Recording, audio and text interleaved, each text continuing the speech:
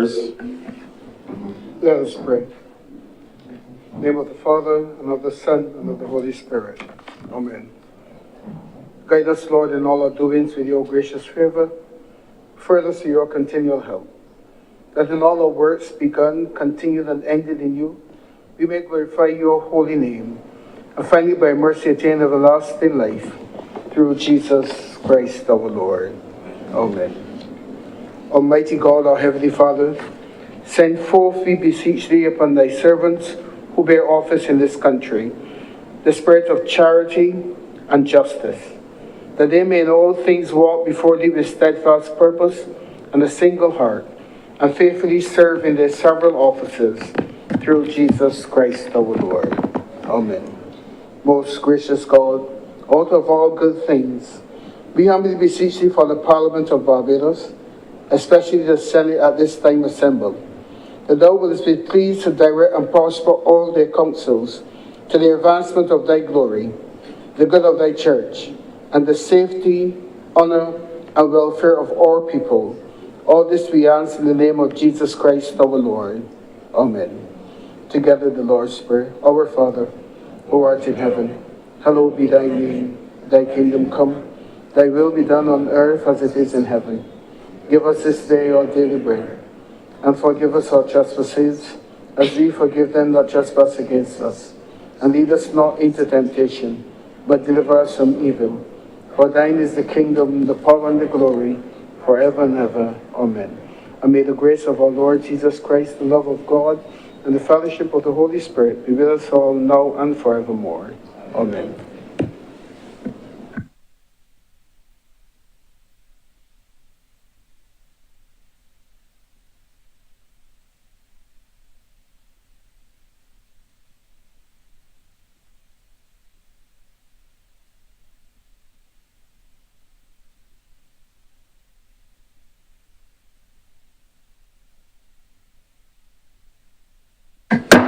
The Senate is in session.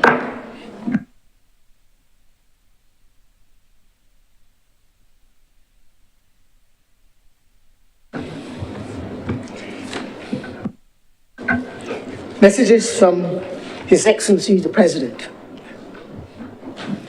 Announcements by Your Honour. I have received minutes of our meetings held on February 20th, 2026 and February 27th, 2026 for confirmation. Senator Lisa Cummins.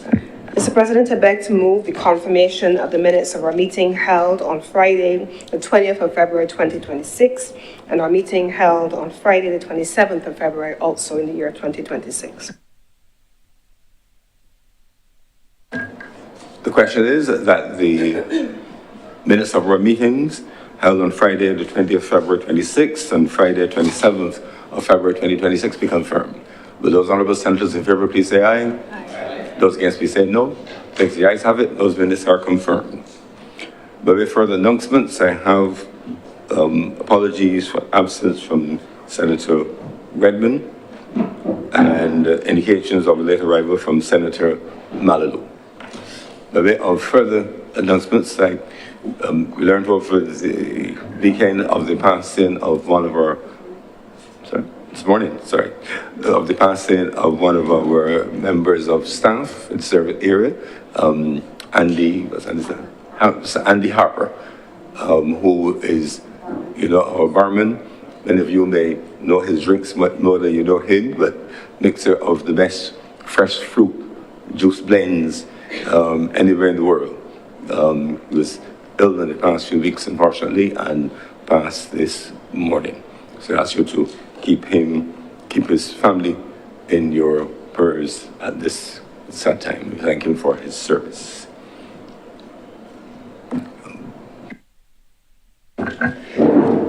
Presentation of petitions, presentation of papers, reports from the select committees, questions to ministers, request for leave to move the adjournment of the Senate on matters of urgent public importance, statements by ministers or parliamentary secretaries,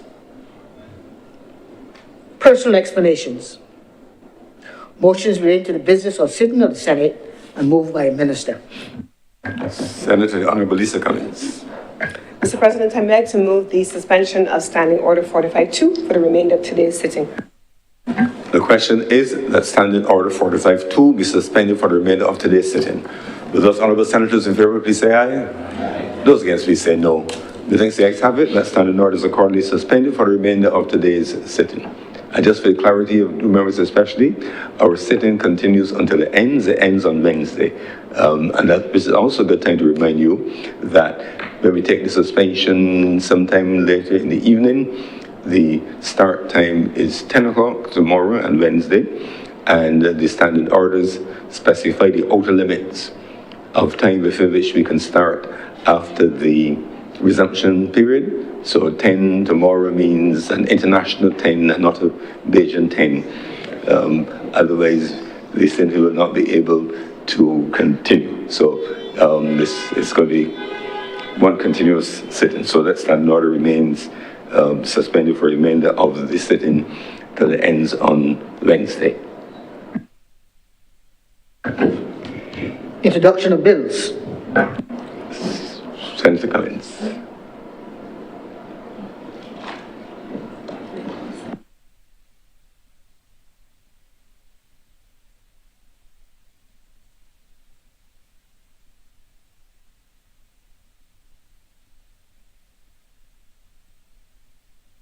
Mr. President, I beg to move the first reading of the Appropriation Bill 2026.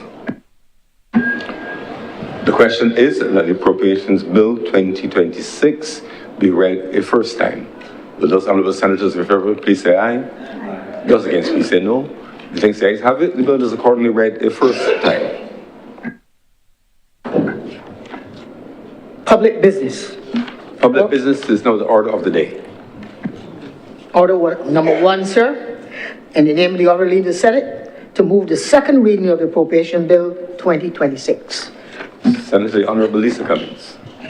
Thank you very much, Mr. President. At the outset, I'm going to apologize for what is going to be the inevitable loss of my voice at some point during the course of the next few minutes, but I will do my best to get through the presentation of this appropriations bill. Mr. President, I too want to join you in expressing our condolences to the members of the dining room. All of us have, over the last several years, engaged with Andy. Some of us call him dads, and we're used to sitting at the bar or engaging with him as we pass through on our way to the lunch table.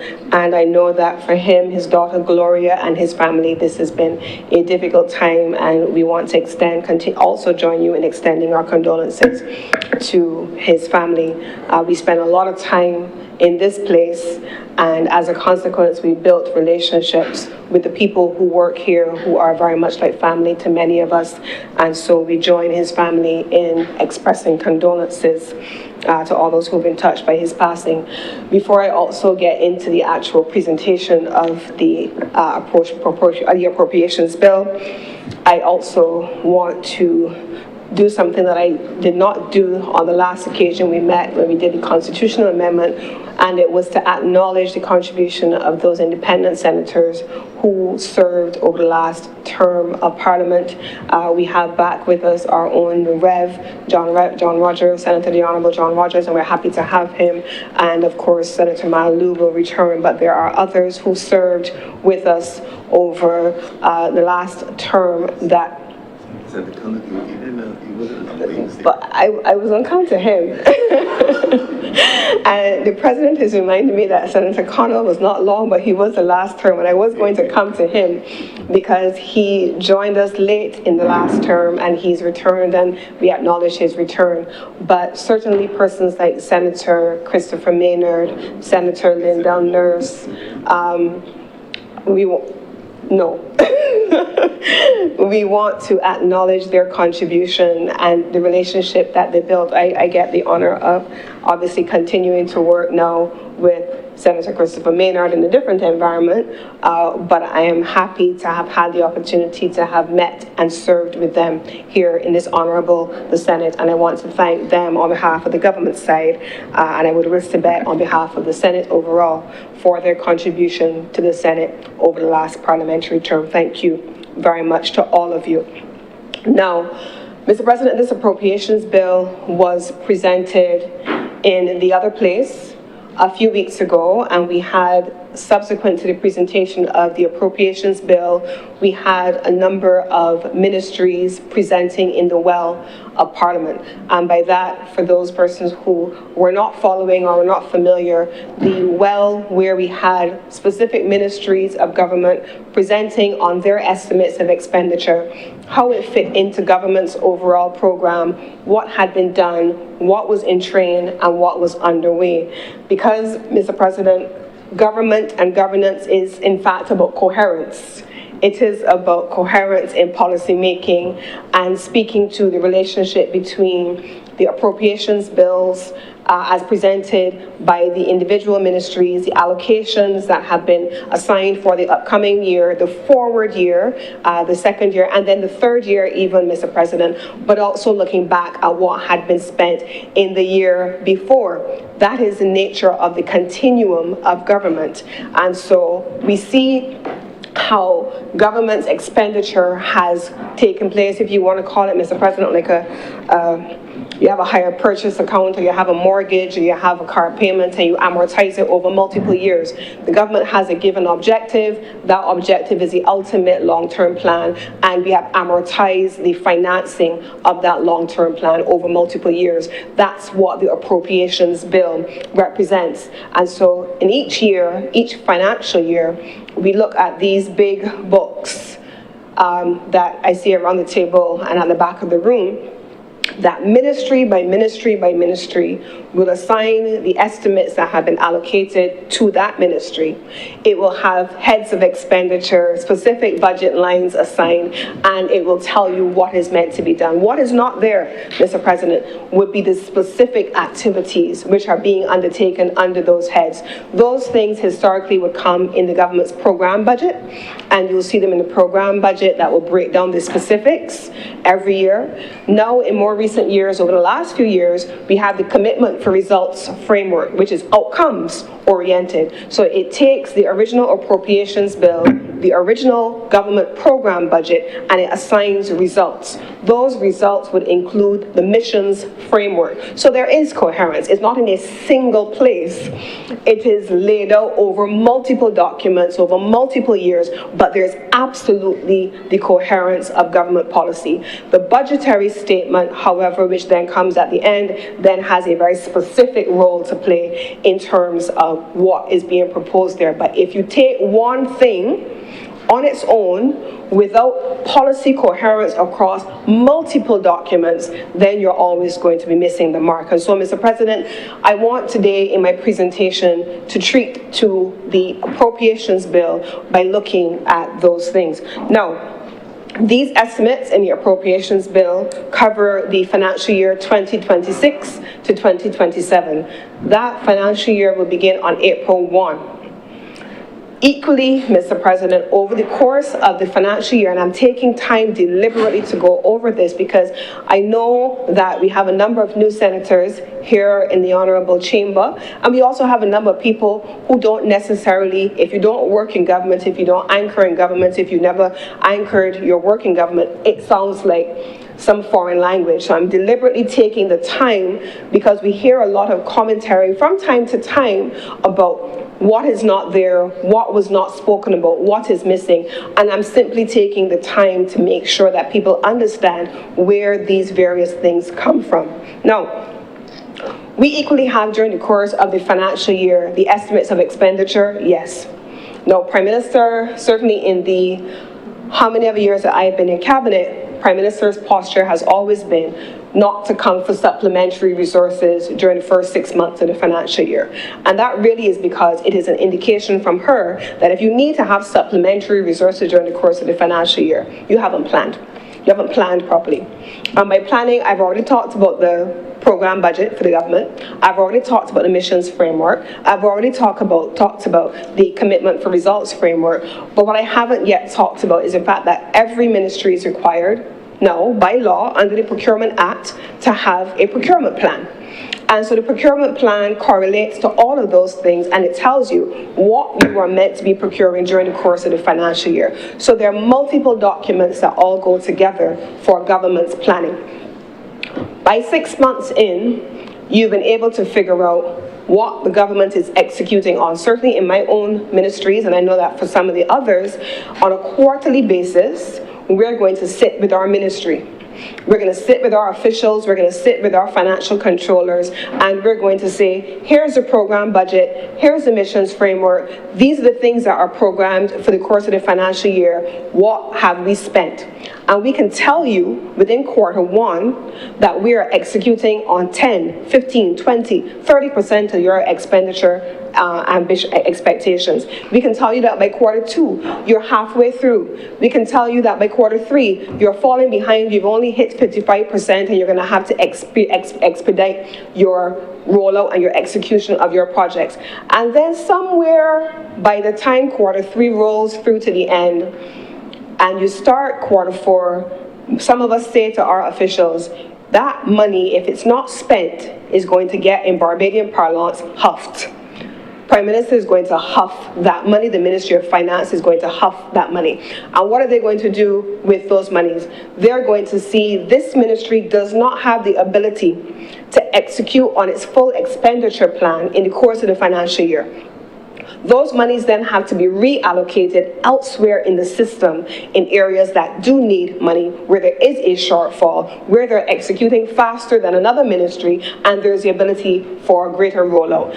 And especially where you have big ministries with big public service expectations, like education, where there's always a need for CapEx work there, where there's always a need for refurbishments of schools, like the Ministry of Health, where you have to deliver health care for people. There's always going to be the reallocation, like the Ministry of Transport and Works and like those social sector ministries.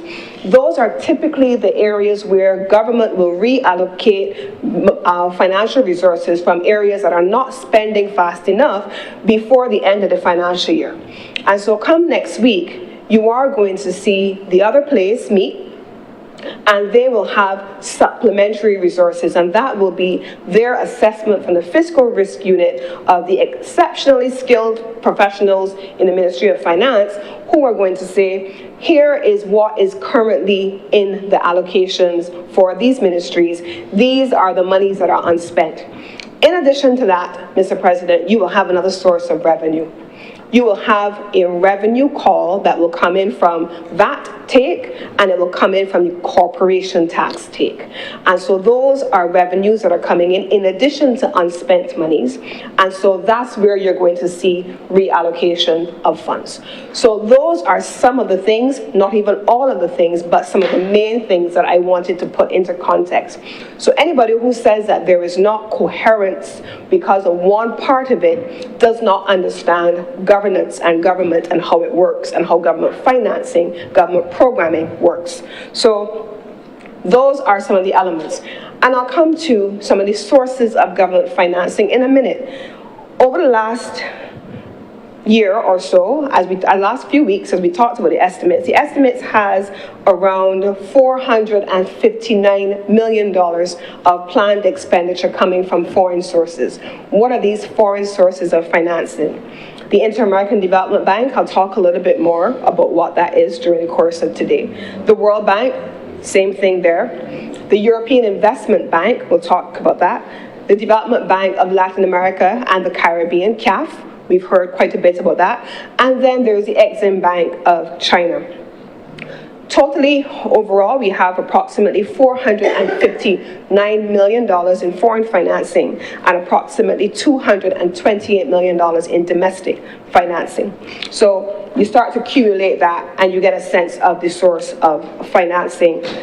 This is just financing. This has nothing to do with the additional take from government revenues, whether it be VAT, corporation tax, and so on. I'm deliberately taking the time to go through this. In total, the debt service relating to those foreign and domestic sources of financing, you have approximately $1.5 billion covering both interest payments and the amortization rates. But all of those things having been said, let me go back to some of the discussions that we have had over the last couple of years. Mr. President, when I first joined this Senate, I joined the Senate as the chairman then of the Bridgetown Port. At the time, that was what, 2018, September 2018? Within 2 years, we had COVID. The world changed then. By change, I meant that shipping lines became disruptive, supply chains became disrupted, access to goods became disrupted, access to services in some cases became disrupted, and the world became a very different place. Now, Mr. President, fast forward to 2026. And if you thought the world was a very different place in 2018, my God have mercy, 2026, it is an entirely different place. And so at each phase, you have seen government's appropriations bills and government's expenditure correlate to where Barbados is in the world at a given time. We saw in 2018 a government responding to a fiscal crisis and attempting to do a debt restructuring and to manage the fiscal crisis of the country at 2018. By 2020, we saw the government dealing with COVID as a crisis. And you saw the government then by 2021 dealing with COVID as a crisis in 2022, then dealing with unplanned expenditure related to our resilience agenda and the climate crisis, and you saw the natural disaster issues. So government had to respond to those things and the attendant social policy requirements that came about as a consequence. So government's expenditure changed, and it changed as you saw revenue evolved. If you remember, Mr. President, when we had COVID and the bottom dropped out of one of our sectors, you saw a decline in revenue in the millions of dollars in a relatively short space of time, and that gap had to be filled from somewhere. So government's financial planning changed then. So here we are now in 2026 with the world in crisis, war, rumors of war, and the news this morning in the New York Times talked about the bombardment of Tehran, and I'm sure that the Minister of Foreign Affairs is following these things even more closely than many for obvious reasons. But what do these things in abstract places, remote places, far away from here have to do with us? Everything, Mr. President, everything. They have everything to do with us. We import oil. We import pretty much everything that we consume. We are a price taker, not a price setter. In economics terms, that's what they will tell you. We are not determining the prices of anything.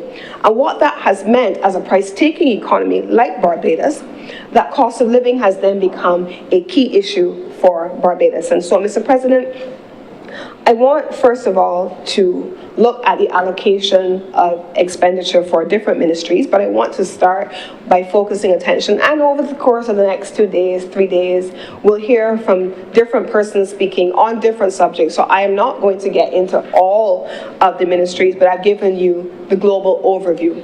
But I am going to take just 2 minutes to perhaps show how the cost of living issues driven by energy crises and the impact, therefore, on everything that has a throughput in the productive sectors has then evolved. Mr. President, in 2022, 2023, the ministry that I had the privilege of leading then was the Ministry of Energy and Business.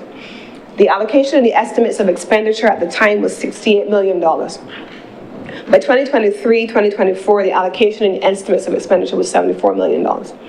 2024 to 2025, the allocation was $82 million. 2025 to 2026, the allocation was $86 million. This year, Mr. President, the allocation is $87 million. And so there has been an incremental increase in the allocation to energy, and that's driven largely by us subsidizing and taking putting greater absorption measures in place for all of the external challenges that we are facing. What that has meant, Mr. President, is that the government has been able to put a number of measures in place, and I'm actually not going to spend any real time on energy and business today for a reason which I will share in a minute. The Ministry of Energy and Business has been spoken about extensively in the other place and in the public spaces by the minister who has now taken over that portfolio. And I'm happy that he has, as people would call it, a foundation to run on, a platform to jump on, and that the ministry is in a good place, a good state that has allowed him to run forward without any hesitation. And so here we are now with a different ministry that I want to spend most of my time on, Mr. President, and I want to take a moment, having gone through the overall estimates of expenditure, where the source of funds comes from, and why this is important at this point, Mr. President. I want to make, however, 3 points.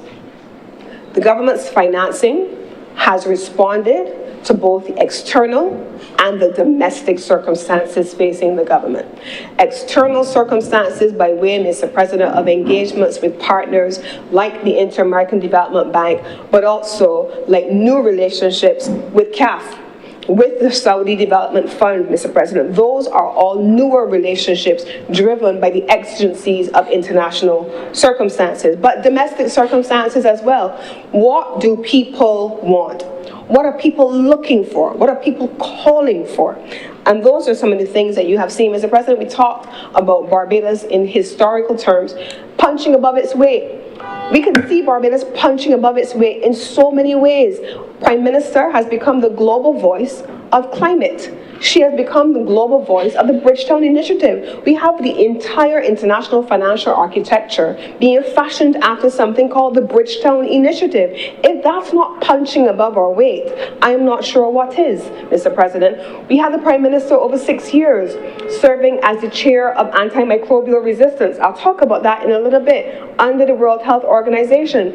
Even in the World Health Organization, we've seen some changes over the last little while, countries withdrawing from the international architecture and the rules-based system to which we're all accustomed. Barbados is functioning, Mr. President, in a space that is unprecedented. It does not allow this government, who anchored through 2018, who anchored through 2020, who anchored through 2022, now in 2026, to play only to partisan considerations or things that are parochial but are not comprehensive. This is a government that has steered us through the most difficult of times. And so, Mr. President, the intention is that while Barbados may be small, while in geography we may be a small state, we are proving that small countries like ours can lead big conversations on the global stage. That has been this government's legacy so far, Mr. President. So now, I want to get into the specifics of the ministry that I now have the privilege of leading, because I want to get right into that on purpose. Over the course of the time of the discussion, there are other things that will come up, I'm sure, and I will speak to them as they come up. But this is my first engagement on matters as Minister of Health, and I wanted to use my time having painted the broad macroeconomic framework to speak about this, Mr. President. Now, Ministry of Health and Wellness, the allocation for this year is $485.7 million. $485.7 million. Mr. President, in 2022, the allocation for the Ministry of Health was $410 million. 2023, allocation for the Ministry of Health was $430 million. In 2024 to 2025, the allocation was $455 million. In 2025 to 2026, it was $470 million. And this year it is up to $485.7 million, Mr. President. That has nothing to do with any move-ins that you have seen. And when I call move-ins, I talked about the supplementary allocation of governments over the course of the year. You did hear in the other place last week the additional allocation to the Ministry of Health coming from the Minister of Finance. What the Prime Minister did not get a chance to tell everyone she has done, and to make me struggle a little bit more to carry the weight of the existing Ministry of Health, is that she has also transferred sanitation back into the Ministry of Health, and so the Ministry of Health and Wellness is also carrying the sanitation portfolio. And so as a consequence, we are carrying the Sanitation Services Authority. You will hear more about that during the course of this week, probably on Wednesday.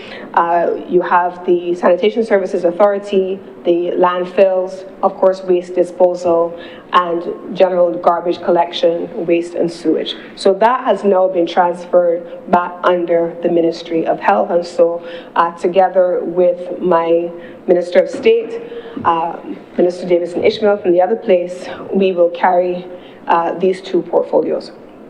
So, Mr. President, we have clearly, demonstrably, by the numbers I have just given, increased our allocation to healthcare. I have not spoken about SSA as yet. That will come later. But under healthcare, that's what I've spoken about. And I want to go directly to the concerns that the public has raised on healthcare. Waiting times at the Queen Elizabeth Hospital, without a doubt, number one public policy consideration. Waiting times at polyclinics, without a doubt, definitely an issue. Access to specialist care and access to surgical facilities. Those are the things that typically, from a scan of public sentiment, are causing people to groan like someone to my left just did.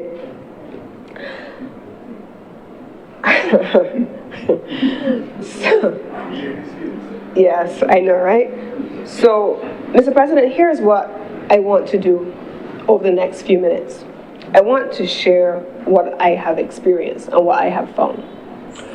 Over the last few weeks, I've taken the time, as I said I would, to listen. And by listening, what have I been doing? I've had the opportunity to visit every single polyclinic in this country and to meet with every single member of staff present in those polyclinics. I've had the opportunity to visit the district hospitals and to meet with the staff there and even see the patients in those locations, Mr. President. I've been in the Queen Elizabeth Hospital. I've spent the time over the last week, every day, inside the Queen Elizabeth Hospital, not in my office. Not just meeting the doctors and the nurses, but meeting the orderlies, meeting the cooks, meeting the people who work in the laundry, meeting the people who work in the labs, meeting the pharmacists, meeting the people who are part of the cogs of the wheel that keep the system moving. Everybody goes together. And so, Mr. President, what I have found over the last 4 weeks of assessing this behemoth of a ministry that the public is pretty concerned about whether it works or it doesn't work, is that there are some things that really work really well. There are some things that work well. But you know, we as a Barbadian people, at the end of the day, health is one of those things where it's personal, right? It's personal. It's one of those things where I've told the staff as we've met, people don't meet you by choice. It's not like tourism, where people have chosen to come to the country and so they're arguing for what they paid for. It's not like energy, which oftentimes is an investment opportunity and people have chosen. It's not like business, which people are investing in and so on. But it's personal. You've typically met people on the worst day of their lives. You've met people when they're at their most vulnerable. You've met people when they're sick or their loved one is sick. And so what happens there is more deeply felt than anything else. It may be reasonable. Sometimes it's not unreasonable, but it's all expected and understandable because it's so personal to people, right? So here's what we have found so far. These estimates of expenditure include a ton of things that are meant to strengthen the healthcare system. What do we have in these estimates so far? Healthcare system strengthening. We have the investments coming by way of the expansion of the Queen Elizabeth Hospital over onto the new Enmore site. Over $387 million is earmarked for that in principle. That allows, Mr. President, for, and that's loan financing, that's meant to deal with procurement and equipment upgrades at the Queen Elizabeth Hospital. Then there is a separate body of financing, also accounted for in these estimates, that is designed to go towards polyclinic refurbishment. When last the David Thompson Polyclinic in St. John, which I've seen, was the last and the newest of the polyclinics. That was 2016. It was finished and delivered in 2019. But before then, Mr. President, when last have we seen a new polyclinic? Every polyclinic in this country, Mr. President, 7 of them will be completely refurbished and upgraded, and 2 of them will be completely rebuilt. That is programmed in these estimates and is meant to take place in this financial year, to begin in this financial year. So what have we started to do, Mr. President? We started the process. Each polyclinic has outlined what it is they're proposing to do. They've outlined what they're expecting to have a full state-of-the-art 21st century forward-looking polyclinic to look like. But I'll come back to that in a minute because there is a deficiency, Mr. President. I'll come back to that in a minute. The Queen Elizabeth Hospital has done the same thing. The Queen Elizabeth Hospital is meant to expand across the way onto the Enmore site. And that Enmore site is meant to be connected by a bridge to the main facility, and then the main campus is also meant to have some refurbishments. That is also meant to begin during the course of this financial year, Mr. President. We've seen the new geriatric hospital on the outside. It looks ready to go. Someone asked me the other day if there are lights, because they don't travel at night. They said there are lights on a new geriatric hospital. I said it looks like you can land a plane. It looks so much like a runway when you pass there, but they are fitting out the inside of that new geriatric hospital, and we're going to see that opening during the course of this financial year as well. Now, again, where the estimates runs, the financing for the new geriatric hospital began in financial year 2025 to 2026. You're going to see it closing off in financial year 2026 to 2027. Government is about coherence and it's about continuum. So that's what you're going to see, Mr. President. But you know what I found over the last couple of weeks as I've gotten into the weeds of my listening tour, as my staff has called it? We have allocated increasing amounts of finances in every financial year. We're now at 22% of total expenditure this financial year in primary health care, namely in the polyclinics. 22% of our allocations have gone. Last year it was 17%, and we're spending more money in our polyclinic system. But Mr. President, here's what we're finding in Barbados at the same time, and I know that Dr. Connell would be in a position to say this perhaps longer and more often than me. What we are seeing, Mr. President, is that the wait times at the Queen Elizabeth Hospital and the issues at the Queen Elizabeth Hospital in A&E is directly correlated to the systems between the polyclinics and the Queen Elizabeth Hospital. People are presenting sicker because people are going to the doctors later.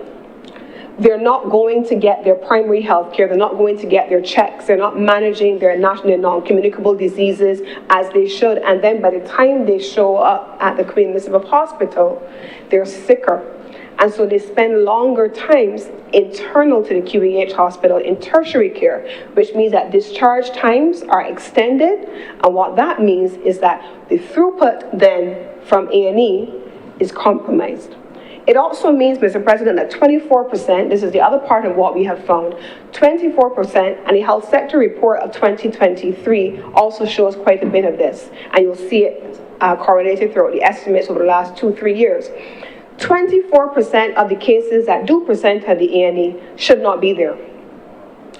24% of the persons who present in A&E do not need, they're neither an accident, neither are there an emergency.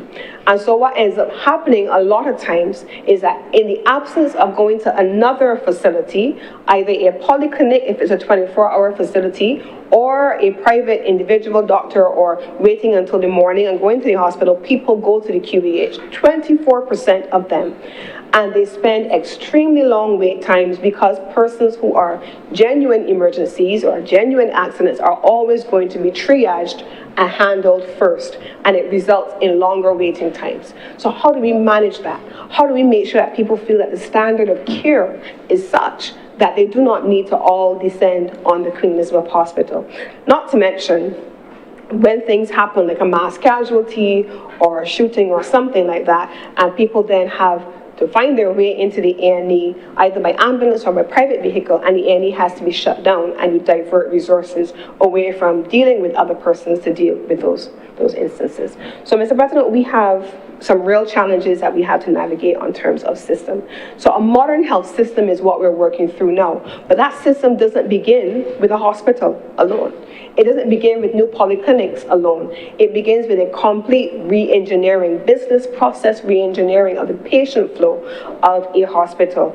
And therefore, Mr. President, the ministry's remit in this financial year is to effect health system transformation, not health sector, health system transformation, looking at all of the constituent parts of the health system. And by the health system, I'm talking about what is in your community, what is in your polyclinic, what services can you get in your polyclinic, and when can you get them, and for what purposes? How do we keep people well in their homes and in their communities and using the polyclinic system without getting to tertiary care? How do we improve on our secondary healthcare system so that fewer people find their way into the tertiary healthcare system? But here's what is also true. How do we make sure that when persons leave the Queen Elizabeth Hospital, post-acute care, that they also have the ability to have step-down care, rehabilitative care, post-acute care, so that sometimes, Mr. President, we have two things happening. Last week, we had to make an appeal to the public. Come and get your relatives. Come and get your relatives. There are people who have decided that they don't want their relatives and they're leaving them in the Queen Elizabeth Hospital. That happens every single day. There are those, we have around 40 persons in the Queen Elizabeth Hospital who have largely been abandoned. And their relatives, when the social workers tell me, they call their relatives, I ain't coming for he, I ain't coming for she. I actually personally feel, Mr. President, that when persons take those positions, that the state has to step in and make a decision. Okay, if I'm looking after this person, then you shouldn't be cashing the pension check, no? Right? There has to be some kind of responsibility there. So there are those extreme cases, but there are other genuine cases at the same time. And by genuine cases, what do I mean? I mean, Mr. President, there are persons who, in the absence of hospice care, rehabilitative care, or post-acute care, do not have anyone with the ability to care for them in their homes, and their relatives, out of love for them, not abandonment, know that they can't be cared for in their homes, and they're better off internal to the Queen Elizabeth Hospital. And so they stay there until such time as they're fully recovered and can go home. That is why, Mr. President, in these estimates this year, you see an allocation for, and you saw it also in the Barbados Labour Party manifesto, and we're delivering on that, for a rehabilitation facility and hospice care, which would allow for monies to be allocated to taking care of persons after they leave the hospital. So how do we strengthen persons going into the polyclinic system, in your communities, and then in the Queen Elizabeth system? So these are some of the things that we are navigating, Mr. President. So here is what, I missed something. Here is what we are proposing to do during the course of this financial year as we develop the plans, Mr. President. The 2023 health sector report tells us that we have 9 polyclinics and 2 outpatient clinics delivering primary care, while acute, secondary, tertiary, and emergency care we know are largely delivered through the QEH. But it recommends, Mr. President, and that is proposed in these estimates of expenditure, for extended hours to be resumed at the Maurice Bayer Polyclinic and the Randall Phillips Polyclinic. These are meant to come back in place, having been suspended in 2020. And we also know that the Sir Winston Scott Polyclinic is also meant to be a 24-hour facility. And what we've seen is that they're handling 49% of the cases that are then subsequently going over to the Queen Elizabeth Hospital. I already spoke earlier about the challenges that we're seeing with persons coming into the system. Mr. President, these estimates of expenditure also cover a number of other areas. We've seen, and I mentioned earlier, the country being positioned to be where it is. We also have seen an allocation being increased for non-communicable diseases and for there to be expenditure relating to things like how to manage non-communicable diseases in your community, but also how to invest in things like the teaching of healthy lifestyles, a nutrition unit. All of those things are seeing increases in expenditure, Mr. President, in these estimates of expenditure. One of the things that I'm proposing to do during the course of this year, Mr. President, is to be able to build a transformation committee. A transformation committee that looks at the system as it is overall, not the sector, but the system. How do we design patient flow, Senator Connell? How do we have a system that allows for us to be able to identify who should and should not be where, who needs what and from whom, and at what level?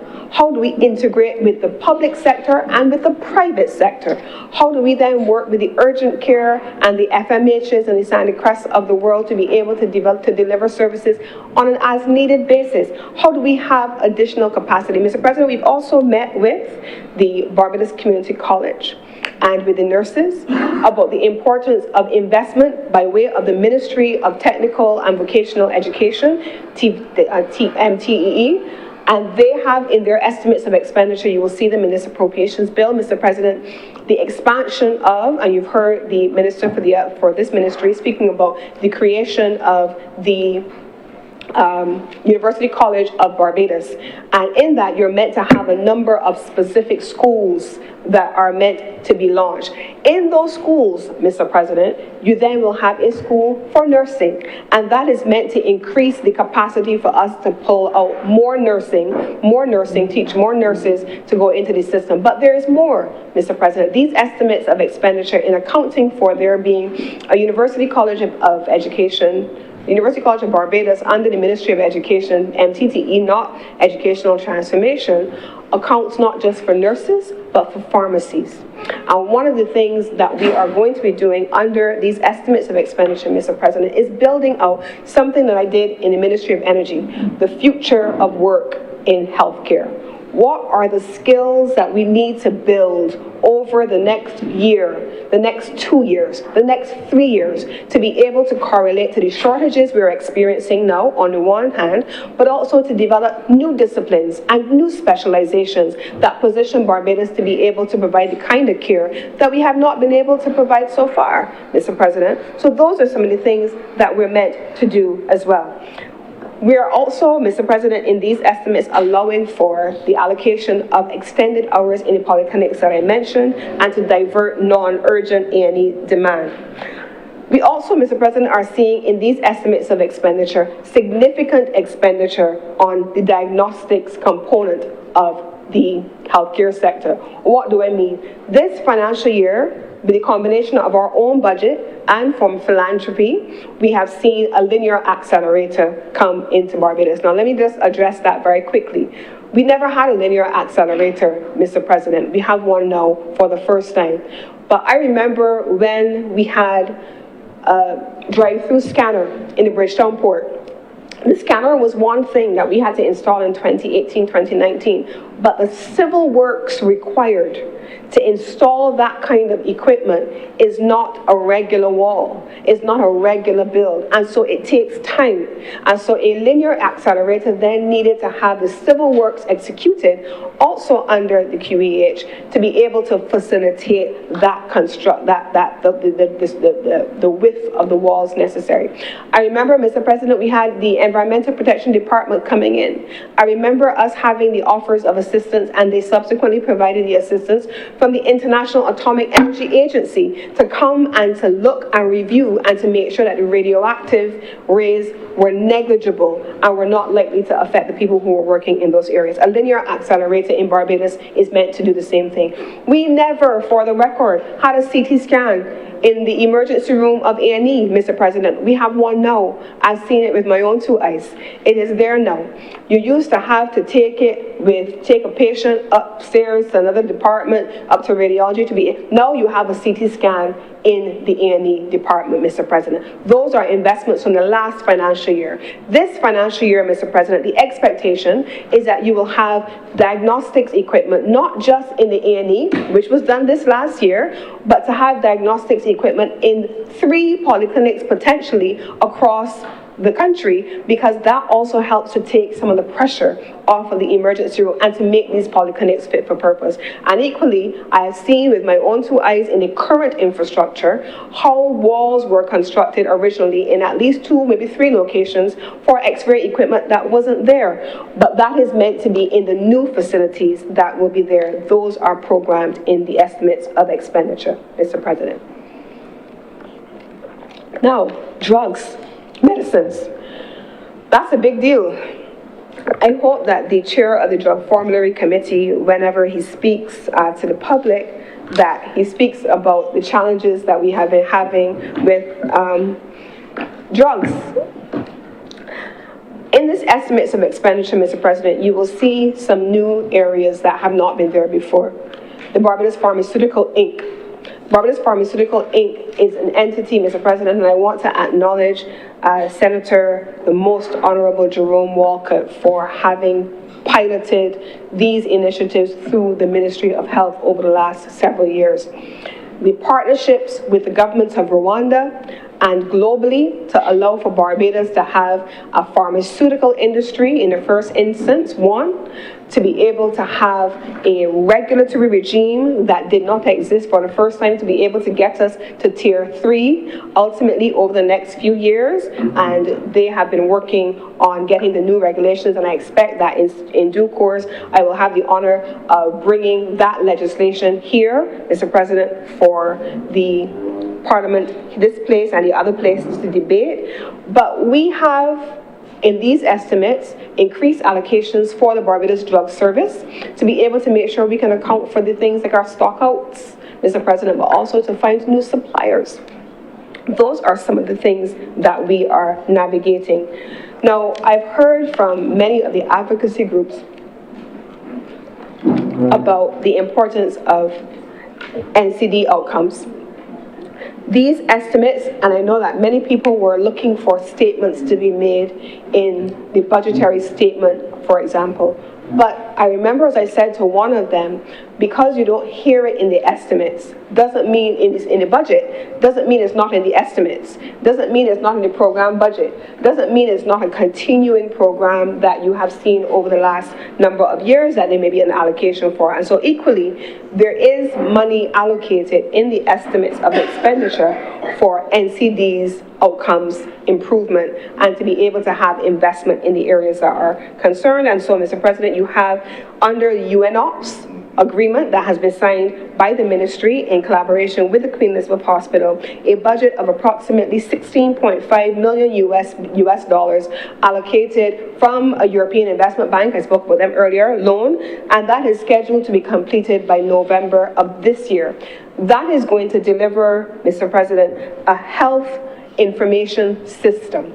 And that is meant to make sure that there's a correlation between when you take your patient notes from one part of the QEH to the next. What you will see in this financial year, Mr. President, is the expansion of that 2025-2026 programming into 2026-2027 program that creates interoperability between the Queen Elizabeth Hospital and the polyclinic system of Barbados. So you're going to say, if I have gone to the polyclinics, Mr. President, and I have seen my doctor, and I've had blood work, the information belongs to me, yes.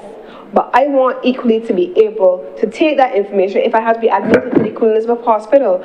I don't want me walking about with notes in my hand anymore in 2026. That's an anachronistic process. And so now we're moving away from that to make sure that the patient not only owns their information, but can take their information to whichever doctor is seeing them, whether in the public system or even in the private system, whether it is your scans, whether it is your diagnostic information, whether it is your record of medications that you have been taking. All of that will now be captured in the health information system, and your appointments are also meant to be captured in the health information system. So these are some of the areas, Mr. President, that you are seeing in these estimates of expenditure.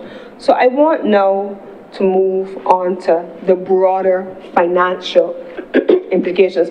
And I'm deliberately managing, because I know I'm going to lose my voice, so I'm deliberately managing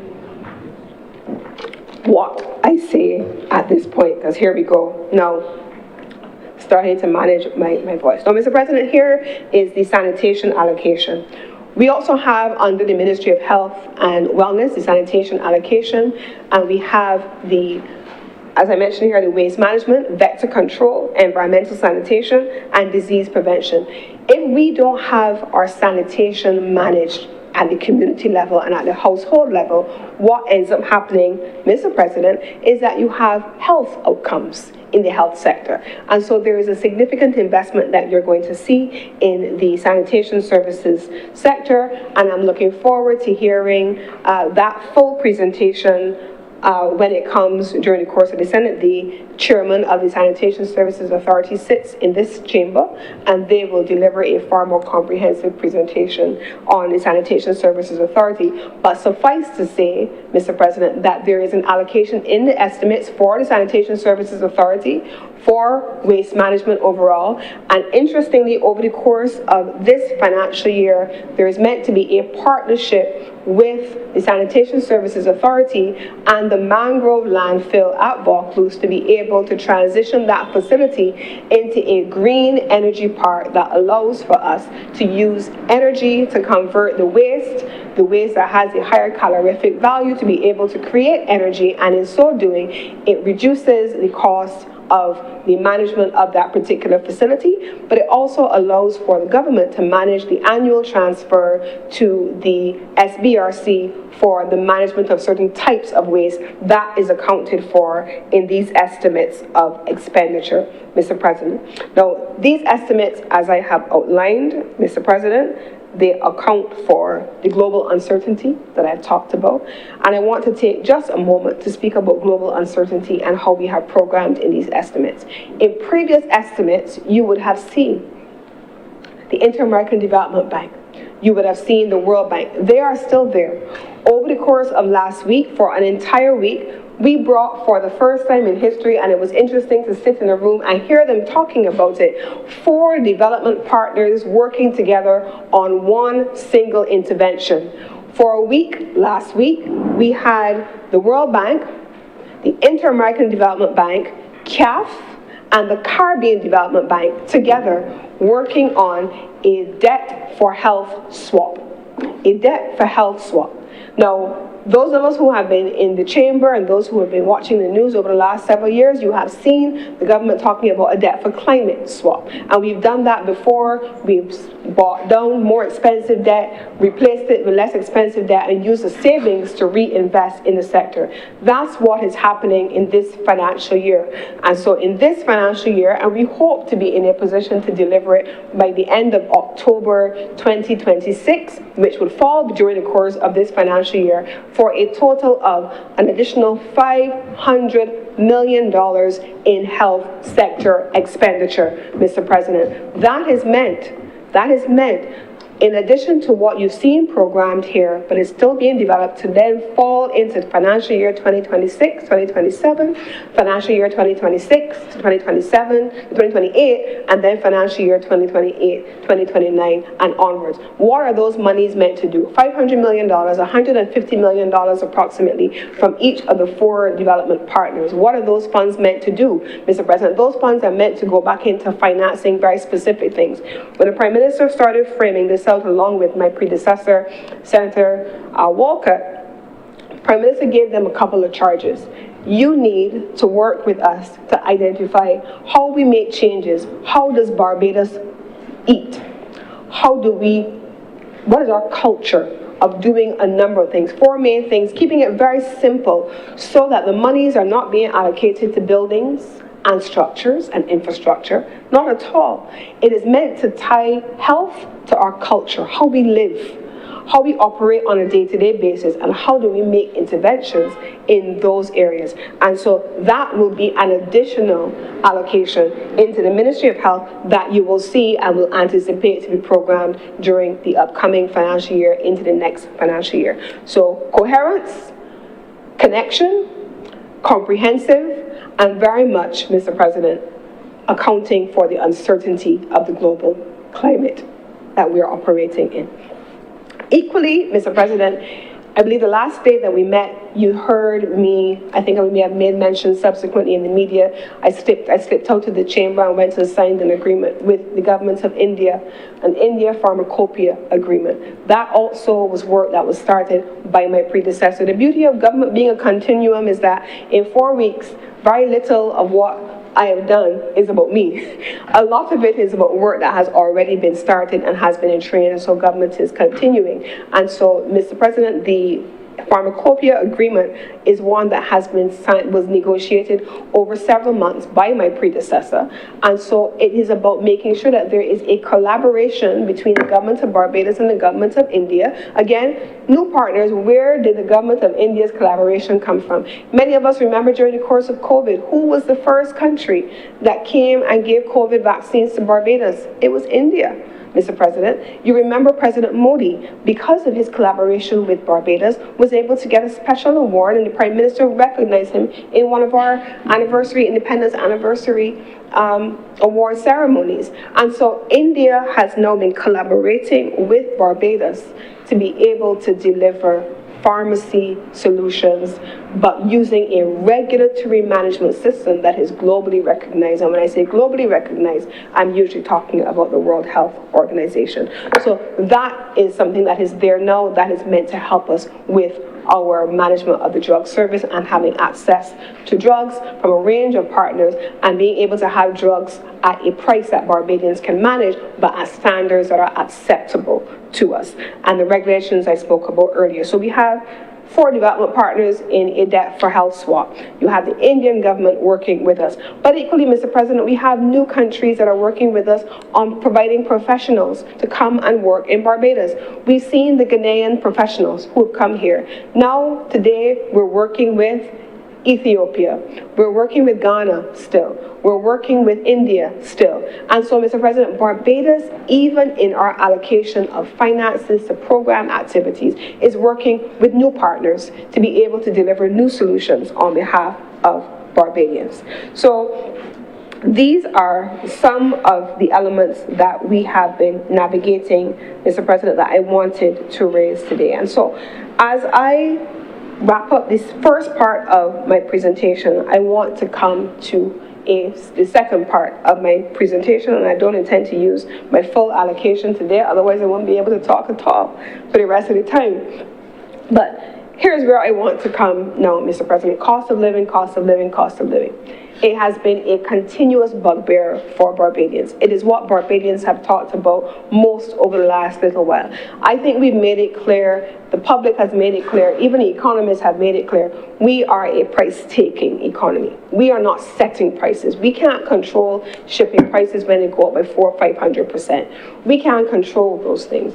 But we have made a number of provisions in these estimates of expenditure to allow for that. In the Ministry of Energy and Business, what are some of the provisions that we have made to account for that? One of the provisions that we have made to account for that has been the allocation to the Barbados Trust Fund Limited.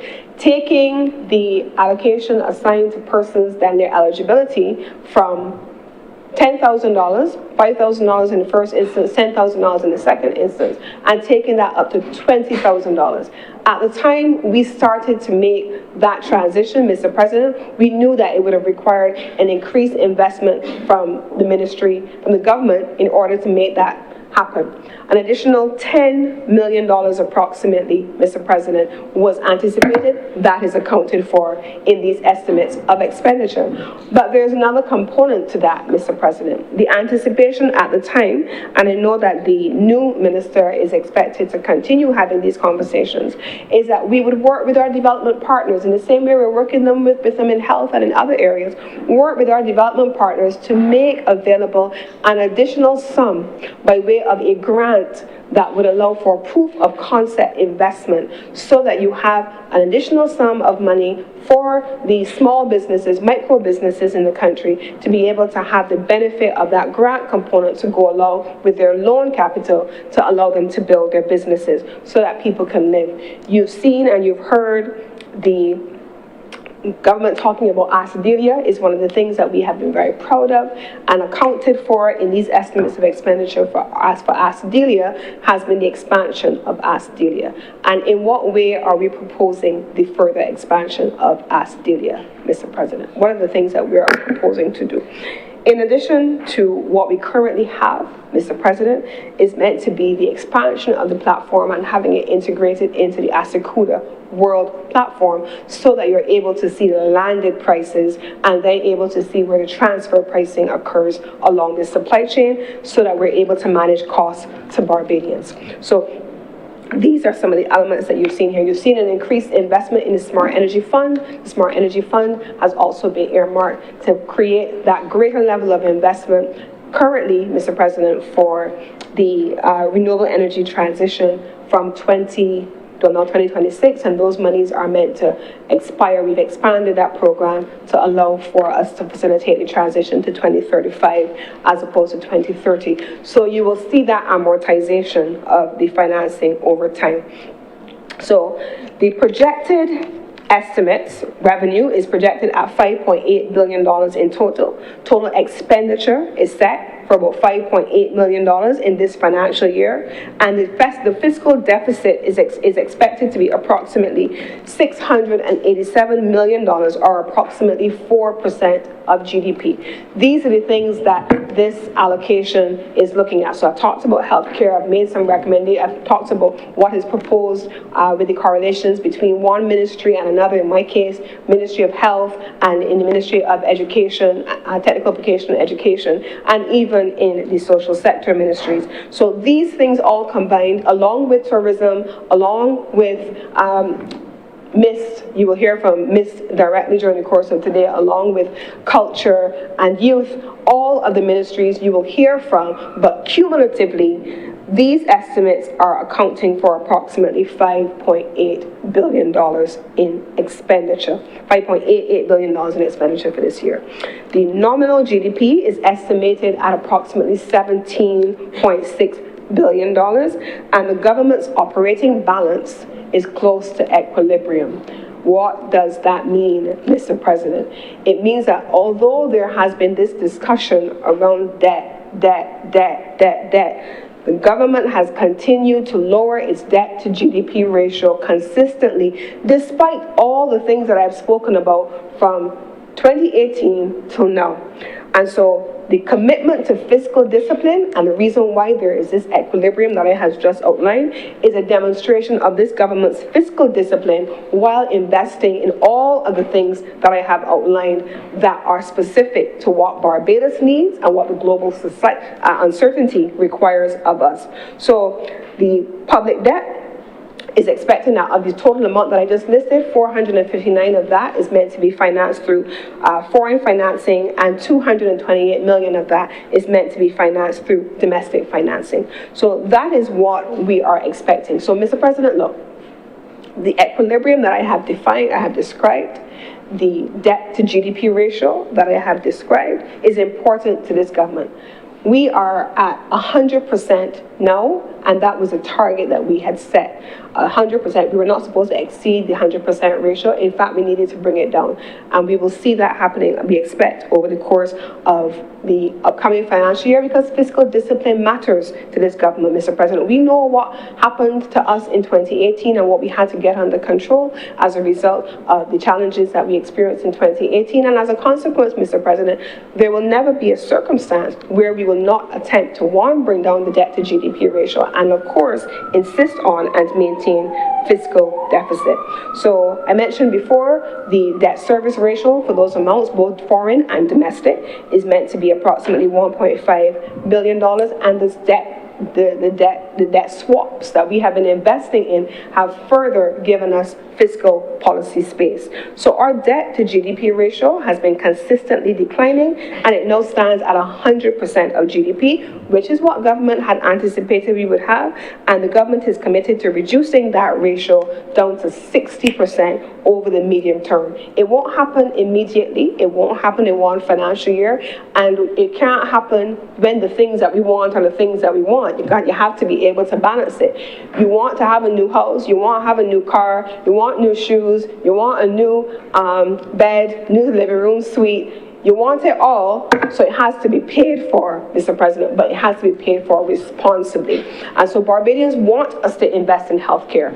Barbadians want us to invest in education. Barbados wants us to protect the most vulnerable with social services. You've seen those allocations in the Ministry of People Empowerment and Elder Affairs. You'll hear more about that during the course of the next 2 days.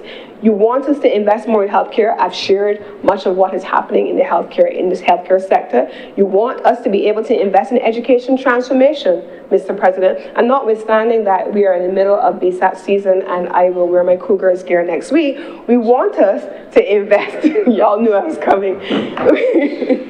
We want us to invest in education sector transformation and to make sure that all schools, and in fairness, I see the guys around the table looking at me sideways, but I think we have all been excited by how the schools are performing and seeing all of the schools just tearing up the track and the field. All schools, never mind St. Michael's is going to do what St. Michael's does, but all schools. So, Mr. President, we are all still vested in education sector transformation. We must be, because the Ministry of Education is the second largest, the only other ministry that has as large a budget as around $400 million in expenditure, and that is earmarked for education sector transformation. That is earmarked for schools refurbishment. That is earmarked for children being in a position where they can go to school and feel as though they are in a genuine learning environment because the schools are retrofitted. That is because, Mr. President, you are in a position where children can feel as though at 11 years old they're not being discarded and they have the ability to have the benefit of a serious investment in the education sector. That's being seen in these estimates. So in order to be able to deliver on the expectations and the legitimate expectations of Barbadians, you had to finance it. You had to finance it from revenue that we generate from the taxes, which have been lowered over multiple years, and this year was no different. You have to be able to generate it from revenue coming from external sources like corporation tax and from exports by growth of the economy. That's where you will hear from the industrialization agenda. You will hear from that during the course of the year. And so my overview has been deliberately so a macro level overview, because different people will speak on different specific things, including the industrialization agenda, including the expansion of the work that's been happening with life sciences and so on. You'll hear about all of those things during the course of this week, Mr. President. Those things will help to generate revenue. Those things will help to fuel growth. Those things will help to create jobs. Those things will help to create opportunities for Barbadians, not just here, but abroad, Mr. President. Those things will help Barbados to continue to punch above its weight. The investment in the Life Sciences Center, those are the things that you're going to see. The GIGA initiative, you'll hear more about those things. Those are part of the development agenda, the productive sectors and the growth. Then you have the financing component, the ability for Barbados to maintain a rating, a sovereign debt rating that makes us attractive, not just to multilateral development partners with concessional financing, but to the market by way of bonds, which have been subscribed and oversubscribed because Barbados is punching above its weight, and the attractiveness of new partners to replace some of the instances where we have not had the ability to work with others in the same way that we once did. So that is where this government is going. Mr. President, this government is committed to development. This government is committed to transformation. This government is committed to reform.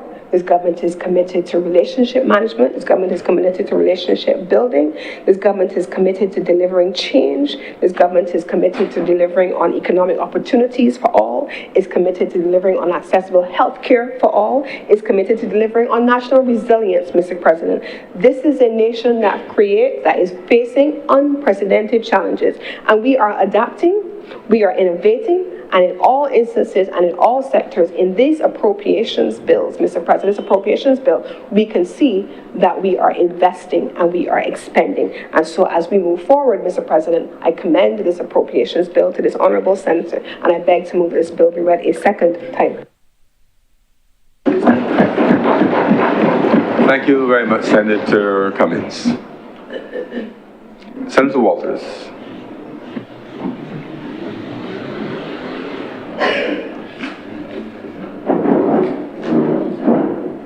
Good morning, Mr. President. Good morning to my fellow senators. Mr. President, I wish to begin my presentation by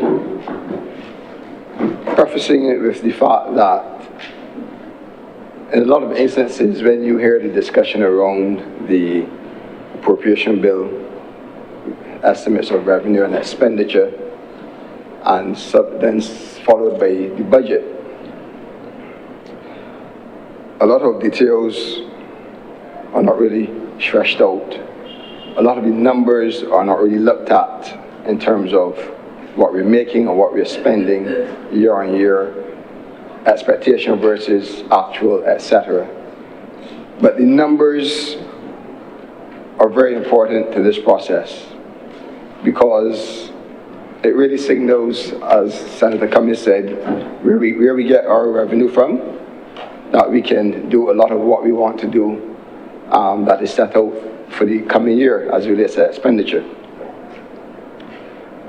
And working in business for all my life and at senior levels, sitting in boardrooms and having to convince investors to continue to put money into a business or to continue to have confidence in you. You have to defend the numbers and you have to show and justify how you have done, especially in the periods leading up to the previous periods leading up to the current period that you are looking to seek the support on. And in the case of government, I think it is something that we need to look at seriously as it relates to how does a government, after a period is coming to an end, and they're looking at a new budgetary period, a new financial year, how do they come back to the taxpayers who has financed the activities of the government to give you a snapshot of what they have accomplished, what they have not accomplished, what they have spent, and what they have not spent. And it doesn't have to be a situation where you are going down into the details of every ministry, but broadly, there have to be critical areas that you have spent on, overspent on, underspent on. There have been targets that you would have set out that you did not achieve, that you would want to share. There will be, and give reasons why. There will be targets that you exceeded significantly that you want to also share some of those successes as well. So it is not from a perspective of picking at a number or picking at a ministry, but it is from a perspective where if the government of the day says to the people of a country who finance the ability for them to spend the resources via tax revenue, via fees, levies, and via paying back loans by pay taxes and pay interest payments and principal payments towards those loans, all taxpayer funded. It is not unreasonable for us to look at a system where we start to really look at the performance of the current period that we're in before we even let down the barrel of the gun, so to speak, on what we are asking persons to commit to. And I start there because the most difficult thing that every government will have to do, in my opinion, is to control its spending. It's to ensure that it spends the resources that are put to its disposal to the best interests of those that the government intends to serve. That is the taxpayers, the residents of the country. And if that is important, then the reporting back to the persons, the residents, are important. In 2024, Mr. President, the government budgeted revenue of $3.5 billion, budgeted expenditure of $4.6 billion, with an estimated deficit of $1 billion. In 2024, actually spent $3.7 billion, actually received $3.7 billion, Mr. President, actually spent $5.2 billion, with an actual deficit of $1.45 billion. In 2025, the budgeted revenue of the government was $3.8 billion. Budgeted expenditure was $5 billion, with an anticipated deficit of 1.1 billion Barbados dollars. But the actual spend, based on the revenue of the estimates of revenue and expenditure, are suggesting that the government actually received $3.8 billion, but spent $5.7 billion, and the deficit for the year 2025 to 2026 will be around $1.8 billion. So just to put it in context, Mr. President, the government would have spent over $450 million more than budgeted in 2024, and another $700 million more than budgeted in 2025. Some may take it as a criticism, but it is a concern. And that is why I said that if the government is budgeting resources, and we go through a process where it is approved by Parliament, and you go through a process where you bring civil service into Parliament to defend some of that spending, it is only fair for you to come now and report to us on the actual spend, the highlights of those activities that will cause us now to see why you have overspent $1.1 billion over the last 2 financial years. And that is just going back in recent history. I suspect, Mr. President, that one would say that this is something that will be going on forever, but it's something that should not continue. We're living in different times. We are susceptible to everything possible that happens across the globe. And we need to be tight, and we need to be fiscally prudent. So, Mr. President, it is important for the government to, at the appropriate opportunity, and maybe during this time, and during as the different senators state their feet to discuss the different ministries that they will report on, to give some highlights of, where we got to this overspending of $700 million in this current financial year, Mr. President. Because it speaks to confidence.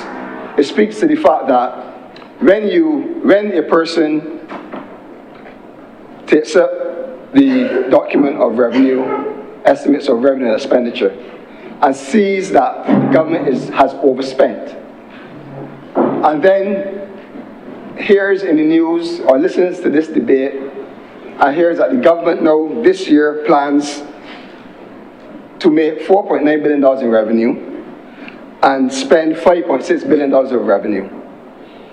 Where's the confidence in that, given the history of the performance of governments who traditionally has continued to overspend but not appropriately report that overspending to justify it to taxpayers? So confidence, this is a part of building confidence to persons that are out there, that are asked to go, to contribute their pay-as-you-earn, to contribute to VAT, to paying their national insurance contributions, to contribute to the health services levy, and the sewage and tax levy, etc. So I think it is very important. I wish also to draw to the chamber, Mr. President, that when you speak about financing the debt or financing the deficit, the shortfall, the government has also put out a plan to do that. And in 2024, the government expected that 59% of the deficit will be financed locally, domestically, and 41% would be financed by external sources. What actually happened, Mr. President, is that 58% was financed locally, and 42% was financed from foreign borrowing. In 2025, Mr. President, the government anticipated that 57% of the deficit, of the $1 billion deficit in 2025-26, would be financed from local services, local companies and businesses and local consumers buying bonds, etc. And that 42% would be financed externally outside of Barbados. But what actually happened, Mr. President, is that 17% of the financing of the deficit in this current period that is now coming to an end was financed locally. That is 40% below what was expected when they started their planning process. And 83% of the financing for this period is coming to an end on March 30th was financed by foreign sources. But why is this important? This is important, Mr. President, and I say this because you yourself would know from your professional life that there's a saying, paper never refuses ink. And that you can put anything you want on paper, regardless of if it is true, wise, or reasonable. That is the truth. So the question of trust comes into place. The question of what is before us, can we believe that it can happen? Can we believe that the government will only have a deficit of around 700 million? It is not to be precise, but in the ballpark of 700 million after overspending over $500,000, half of $1 billion consecutively over the last 2 years. How do you get trust from those taxpayers that are funding this program when you say to them that we are going to borrow 43% of the deficit from foreign sources, but you end up borrowing 83% from foreign sources? So, Mr. President, two things. We need to build trust. We need to build trust. And to build trust, we need to have a more meaningful dialogue around the estimates, around the revenue and the expenditure especially, Mr. President. How we are spending the money, how we are raising the money, and what does that mean to Barbados. Because it is convenient sometimes to speak about the debt to GDP, debt levels, foreign investment, etc. But it always comes back to the numbers, and the numbers have implications. And this discussion, although it will go in other directions, is largely about numbers. It's largely about financing a deficit of $687 million, Mr. President. But what is a signal to us is that regardless of how articulate the government is in terms of saying that we are going in the right direction and that the economy is doing well, the local economy, the domestic economy, there has not been a level of local investor confidence returning domestically. Because if you have a situation where you have planned to raise 57% of your deficit locally, and you are raising 40% below, you're only raising 17%. That means that the persons here, the businesses here, the persons that will go and buy bonds and securities, etc., the local investors are not interested in what we are offering, what the government has offered, and they're not taking that chance, that risk. Because we want to also forget the past. The past is that when the government came in and did the restructuring, that the local investors got the hit. The local investors who were also individuals got the hit. And that is still fresh wounds for them, although it is 7-8 years on. So, Mr. President, local investor confidence has not been restored in the country. And the indication is there in the numbers. It is not an emotive statement, Mr. President. So how can we trust the government? How can we trust the government when they say that we will be budgeting a deficit of $687 million, when, Mr. President, we have a situation where we have supplementals that will come before this chamber in excess of $500 million as well, which means that these are funds that have not been budgeted in the current financial year, at the start of the current financial year that we're in. So, Mr. President, again, you say you're going to spend X, you get that approved, but you go ahead and commit expenditure, taxpayers' money, in excess of $500 million to then come and get that approved retroactively.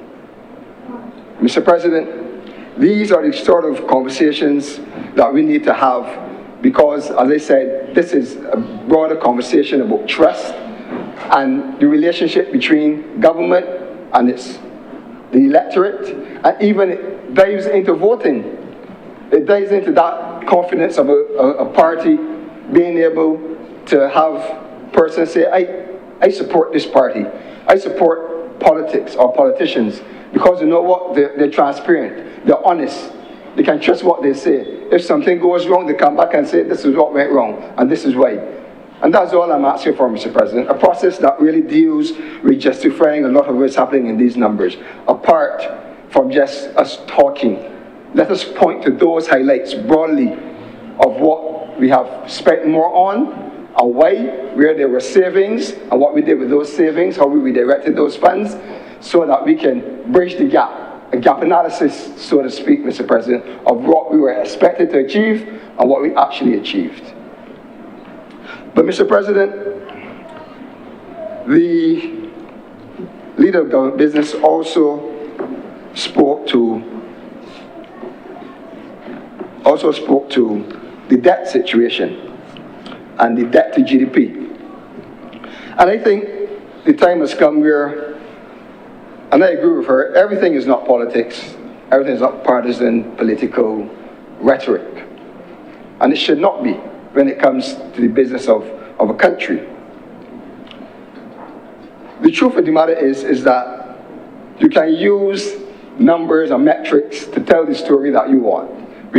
Both sides are guilty of that. You use it to suit your narrative. The reality is, Mr. President, that the government came into office 8 years ago, because this government is not taking office for the first time in the last couple of weeks.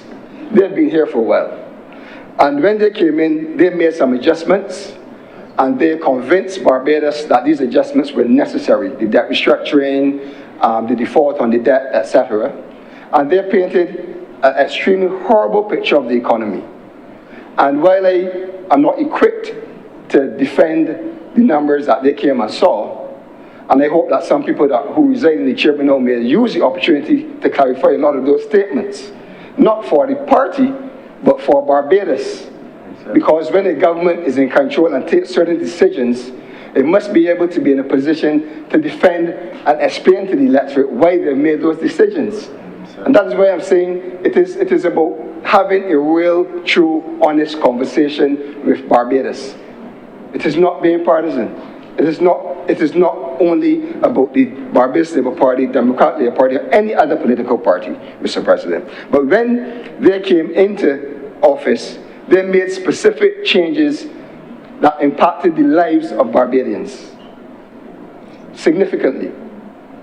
We know, and I'm not going to dwell too much on it, but we know about the national insurance hit and what that means to our pension funds and all that, and the ability for us not have to work longer before we retire. All of these are real things. But Mr. President, it was justified, the government was forceful. They came to Barbados, and to give them the credit, they explained why they thought they had to take these steps.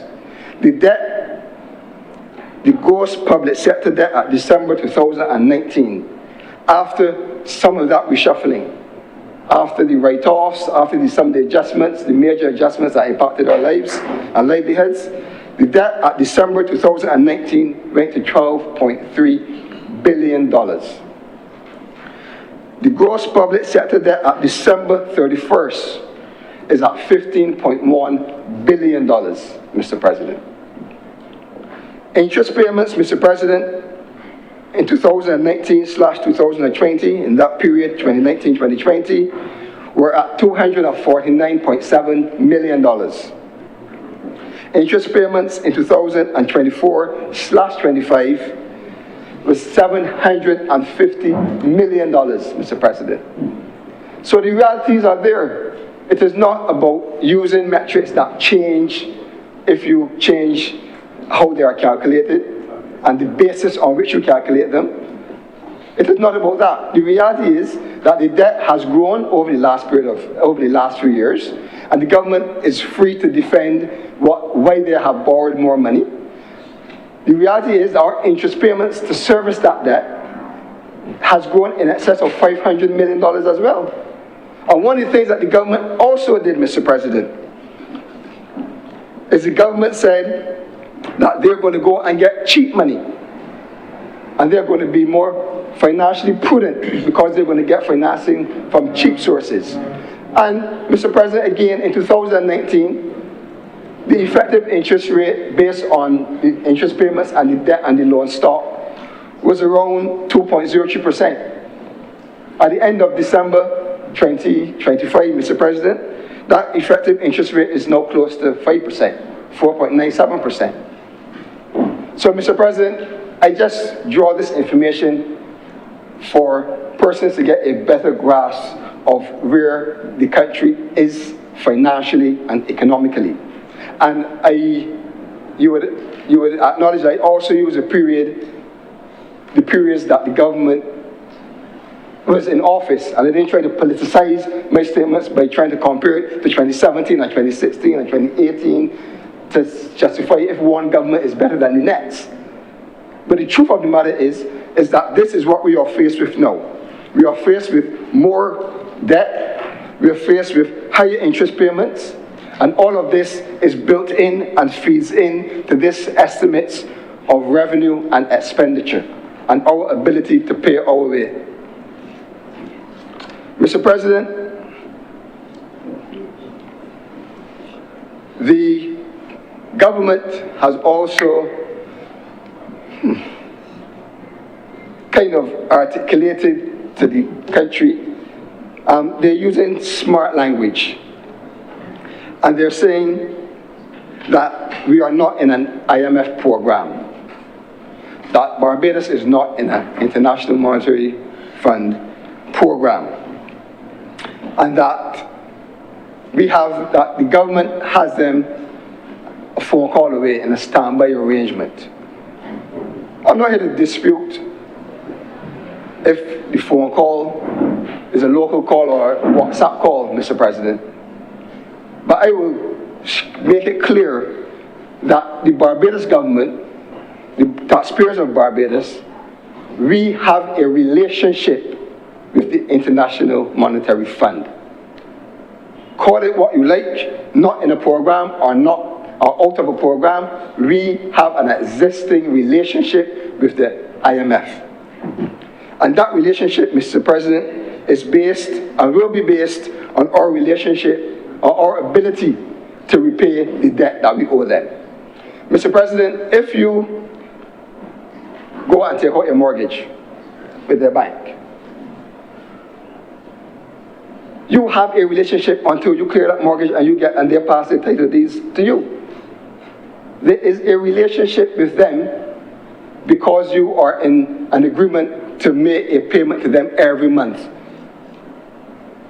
We are in an arrangement to repay the money that we have borrowed, the government has borrowed, from the IMF. And that is all I want to make clear.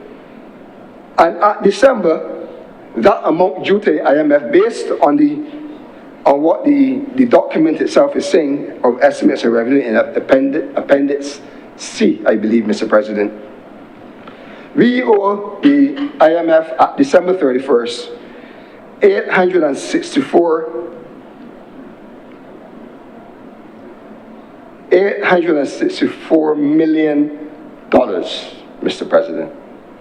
$864 million at the end of December 2025. We have a relationship with the International Monetary Fund. The government can fashion it how they want, but Barbadians must know that there is a relationship and that we owe close to $1 billion to the IMF. And you wonder why the government will say that everything is stable, the economy is growing, we are better off, that the GDP is coming down. But the reality is, again, is that amidst all of the angles to show that we are punching above our weight, last year, the government borrowed debt to repay existing debt, Mr. President. They borrowed, and we were here in this chamber debating that. We had to borrow $500 million to repay debt, of which a part of those proceeds went to repay the IMF. Mr. President,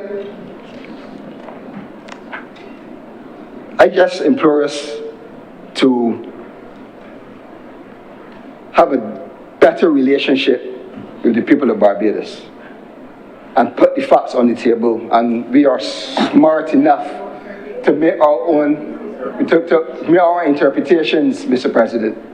It is not to offend the other side, but these are the facts, and anyone is free to stand up and to say that the numbers are incorrect, or to defend the numbers, or to even justify why they did this or why they did that. And that is what the debate is all about. It is not a fight, but I'm being totally genuine with you, Mr. President. I try to take politics out of it. And I refer to a period where the Barbados Labour Party restructured the debt, and I showed how they are managing the debt. Straightforward, Mr. President. They restructured it down to 12 billion. It's back at 15 billion. At the 12 billion, the interest payments were $250 million a year, approximately. We are up now to $750 million a year and going strong, Mr. President. And why is that important? Again, because that is taxpayers' money. That is part of the money that has to go out of the proceeds coming from the VAT and coming from our income taxes and coming from the fuel tax and all those different taxes that we pay, all the import duties that we pay, all the duties on the fuel that we import. So it's important. So the first thing, Mr. President, is I think we have to have we have to build a level of trust. And falling off on trust, we have to build some accountability. And I've been sitting in the chamber for the last 2 years, and one of the things that have come up, and it has also had the attention of Barbados nationally, is the audit office. And there is an allocation for the audit office as well. And again, interestingly enough, when you look through the budgets, when you look through the estimates, when you look through the documents, right, the information does not allow you to have a critical eye, because it speaks very broadly on, for example, it speaks broadly on how many persons will be staffed in the department, but it doesn't speak to how many staff does the department actually have. So, for example, we couldn't lift up the we cannot lift up the estimates and say that, for example, in the Ministry of Education, there's an allocation for 100 teachers, but the ministry only currently has 90. That is something that we would need to improve. But in the case, Mr. President, of the Audit Office, Mr. President, we have learned in recent time by the leadership of that important department that there are 31 vacancies in that department. And the audit office is important to this process because that is the office that comes down and says, oversees what has been spent and how it has been spent. And it gets into the nitty-gritty now to give Barbados and this parliament, because it reports to this parliament, gives us the confidence that the government is doing everything that is being done and is doing it above board. It is following the procedures, it has structure, there's approval process, there are tender processes, and that reporting is clear. That is the responsibility of the audit office, very important. But to have an audit office that has 31 vacancies in the department, but really only has 72 vacancies in all. So you're talking about 43% on the staffing in that department. And it was expressed on numerous occasions that it needs to be addressed. And there were solutions put out there in terms of how we address it. The audit office is really a group of young professionals, auditors, who have degrees in auditing, professional qualifications, designations, etc. And the private sector is kind of grabbing them up because they are offering more attractive remuneration packages, Mr. President. And I would have hoped that the government, especially I'm hearing this over the last 2 years from in this chamber, the government has been in office for 8 years, and they've been in opposition also, hearing these calls for the audit office, that we need to address it. The government needs to address it. The government needs to put more resources to ensure that we can staff this important department so that they can get on with being the watchdog for the government spending. It is very important. So I don't believe that in its current form, the audit office can even do its own hiring. So these are things that, again, if you're talking about numbers and you're talking about making sure that we are prudent in our spending, we should also be prudent in making sure that we spend how we're supposed to spend and that we don't mismanage the funds or misappropriate the funds. And one key measure to do that is to ensure we have a fully functional audit office.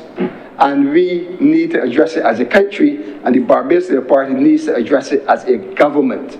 And it can be addressed. It can be addressed. We cannot allow the audit office to continue to be understaffed at these high levels. We're talking about 43% understaffed. How can they function? How can they audit the ministries? How can they audit the other departments, the SOEs? How can they do it? How can they perform special audits? And I say it is important, Mr. President, because we know the work that the audit office has done over the years through different governments. We know in recent history, yes, don't worry about it, I'm not going to get into it, but we know about the Hope audit, Mr. President. We know about the steel frame homes audit, but they also had audits in previous years, in previous administrations. The audit for the NHC and the high rise in 2016, the Transport Board in 2009, the Newton Business Park in 2007. So it transcends administration. It is important work, but they cannot carry out this important work if they don't got staff. Mr. President, I raise on a point of order. I'm loath to interrupt the honourable member, but he is misleading the House. Mr. President, in the last sitting of this Senate, The Honourable Member, along with myself, sat jointly on the Public Accounts Committee, and we heard jointly about the challenges of recruitment for the Audit Office. We heard from the previously retired Auditor General, Mr. President, that despite multiple attempts at recruiting persons for that office, the Honourable Member knows this because he sat exactly, well, perhaps not in that exact space, but during the meetings of the PAC, he heard exactly from the former Auditor General what the difficulties were. It was not a government problem.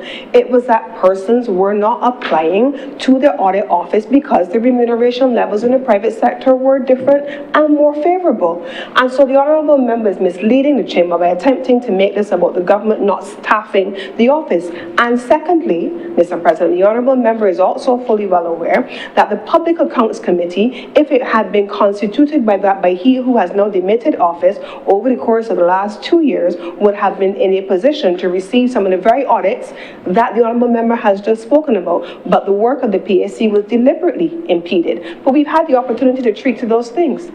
And I'm hoping that in this term we can. Please continue, Senator Walters. Mr. President, through you, I think the Senator Cummings really has just strengthened my position. We are aware, and she has also identified what is the cause of the issue. And the cause of the issue is that the private sector is offering a more attractive remuneration package. So we know what the problem is. So that means that the government should be able to address the problem, Mr. President. And how do you address the problem? By putting more resources at the disposal of the Audit Office. As simple as that, Mr. President. So I'm thankful for the support for the leader of government business on this matter, Mr. President. But Mr. President, I will tell you now that I came to the debate not to get in a fight with the government. But the truth is that the facts cut deep, Mr. President, and the realities cut deep. But Mr. President, we have a situation, a recent situation, where the government or the government officials or a specific ministry is now defending expenditure of $35.7 million for Carifesta. And why they have to defend this is because they settle on their agenda, and they say to Barbados, or they say to this chamber, or they put in the document that it will cost $4 million. If they had said that it would have costed $30 million, there would not be this discussion today. This questioning of how the money has been spent, and the ask for them to justify it. And that is the reason I am talking about trust, accountability, and a functioning audit office. Because now the trust is gone, Mr. President. And I am sure that the citizens of this country do not want to hear from any government official on the spending of the $35.7 million for Carifesta. That they would like to hear from an independent department, namely the Audit Office, to go and do a special audit on the spending of Carifesta. And today I call on the Audit Office to take time, their limited resources, and to go and do an audit, a special audit, on the expenditure of this government on Carifesta 2025, where it has reported that they have overspent $31 million approximately, Mr. President. So I am not just talking for talking's sake. That is why we need an audit office, because these things are happening. The audit office, Mr. President, told Barbadians in 2024 that the government set out to import steel frame homes at $27 million, and that the government overspent $27 million. This is serious business. We are talking about financing deficits of $1.1 billion in a year, $1.7 billion in a year, $700 million in the previous year, another $687 million, and we are wasting taxpayers' money. Every cent counts. So that is why I call for a functioning audit office. And I call for a special audit on the spending of Carifesta. And not only, Mr. President, the $31 million that has been spent that was not budgeted, but also the capital works projects, Mr. President. Because you have now a situation where I think is $100 or $150 million have been spent on capital projects related to Carifesta. And Mr. President, you know what's the funny thing? Is that if you go to any one of those three facilities now, and you want to use the bathroom, there's either not a bathroom or a chemical toilet. $157 million, and not a permanent toilet facility in any of these infrastructural projects. So that is why we need an audit office that is functioning. This is serious business, Mr. President. You have a Richard Stout amphitheater. You have Carifesta House, and you have a structure at Newton. I don't know what to call it. The amphitheater was already started construction. Work has already been done on it pre-Carifesta. You have a temporary structure in Carifesta House, and you have a structure that you can't go in if you rain falls at Newton. And you're looking down at $157 million. And none of them have permanent toilet facilities. Mr. President, this is serious matters when it comes to expenditure, comes to how we spend money. And we have to ask these hard questions, because it is not about taking the opportunity from the creatives. It is not about that. But it's about spending prudently. Could we have done it differently? Could we have done it more economically? That is the point, Mr. President. And to make matters worse, Mr. President, the Carifesta village is a temporary structure. They want to make it permanent. My understanding is that they spent close to $10 million on it already, and that it needs another $15 million to be made permanent. So that's why I say we need to really get a little more transparent with how we are utilizing taxpayers' funds. And I know we have a Minister of Culture in here, and in this chamber, and I hope that he can address some of these issues, Mr. President. I hope he can address some of these issues. And I don't think that the senior officials, and hold on, let me say that, Mr. President. But Mr. President, a lot of money is spent, and we need to make sure that the audit office is functioning. We need to make sure that we are being as transparent as we can, as prudent as we can, because every dollar counts. Because all the talk about we're a crisis and all that, there's still controllables that we have. We have controllables. Don't make it seem as though there's no controllables, and we are here because we are trying to control the government spending by saying this is what we are giving you to spend. So, Mr. President, I can leave it out. There's also another thing, Mr. President, that when you come up and you want expensive things, champagne tastes and moppy pockets. When you want big things and you got little money, but you got to creep before you can walk. The government had a big vision for Carifesta. Nothing is wrong with that. But we also have a lot of big problems in this country that needs to be addressed.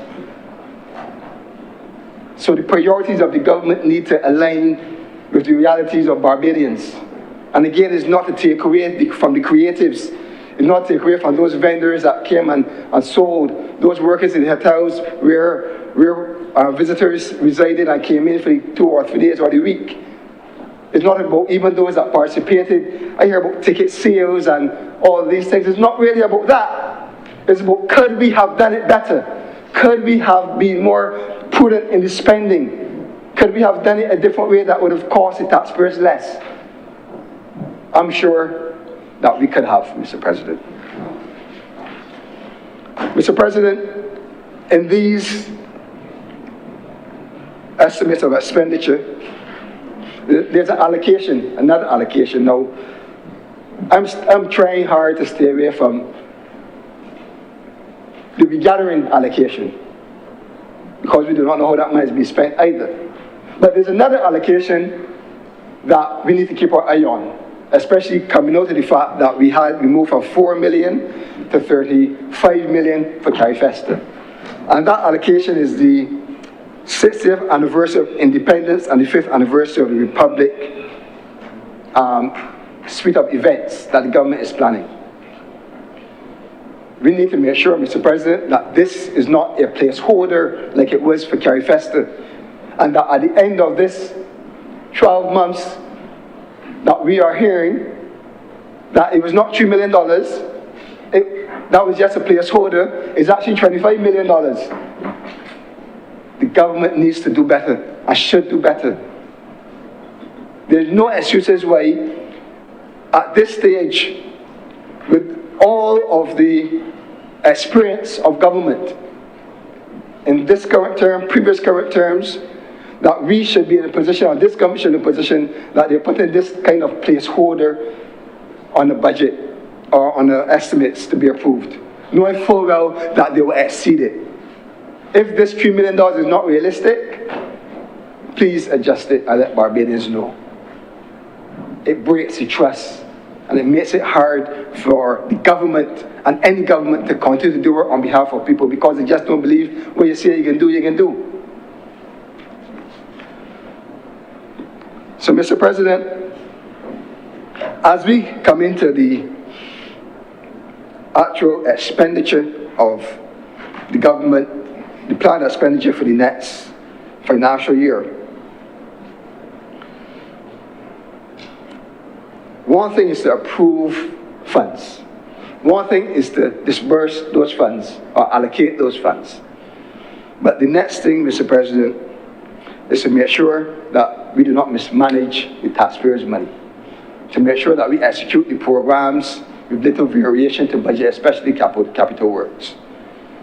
Because when we do this, we are losing the ability to deal with the real issues that we have in the country. And I'm going to put it in context so that the chamber can understand what I'm saying. When you have a situation, Mr. President, and I have used a few projects that where capital works or money has been spent and there were either overruns or mismanagement of funds. And if you hear the amount, when I total these projects, Mr. President, if you hear the amount, the totality, you will be shocked and you would ask yourself, what could the government have done with these resources? $60 million on hold, Mr. President. Overruns of $27 million on the steel frame homes, Mr. President. The $20 million that was spent to import prefabricated wooden houses from Guyana. Carifesta at $181 million or so, depending on the final number for the capital works, Mr. President. The money we paid to White Oak to restructure is $54 million. The slogan for the BTMI, the fee for the slogan that we could not use was $750,000, Mr. President. We paid at least $200 million, I think, in the facility at Harrison Point during COVID that is now housing workers for a construction site, Mr. President. And if you total those numbers, you're close to $600 million. $600 million. And you have to ask yourself, could we manage this better? If we had managed this better, what could we have done with maybe the $400 million that would have been left, or the $300 million? Would we now have to go and get a debt swap? Would we now have to go and finance our deficit from outside of Barbados using US dollars, Mr. President? So the financial management has to come hand in hand with this discussion on revenue and expenditure, primarily expenditure, how government is spending and what they are doing with the money, how they're spending it. It's important, $542 million across those projects. And again, this is not to say that it has not been this, it was different in different administrations. I'm not here to suggest that this is something new. And people kind of get accustomed and say, oh, this happens all the time. There's always cost overruns. There's always mismanagement, but should it be allowed to continue at this level? It should not, regardless of which government is in office, Mr. President, or which party is in office. But Mr. President, these numbers are significant because when you're talking about close to $600 million, you're talking about 6 months of our VAT intake. You're talking about 6 months of our VAT intake, Mr. President. You're talking about more money than we take in income tax on an annual basis that you're wasting, that you're mismanaging, that you have not used then to reallocate to critical spending in the country. Very important, Mr. President. And I trust that those listening will take it how I'm really bringing it to you, because it is not about being partisan.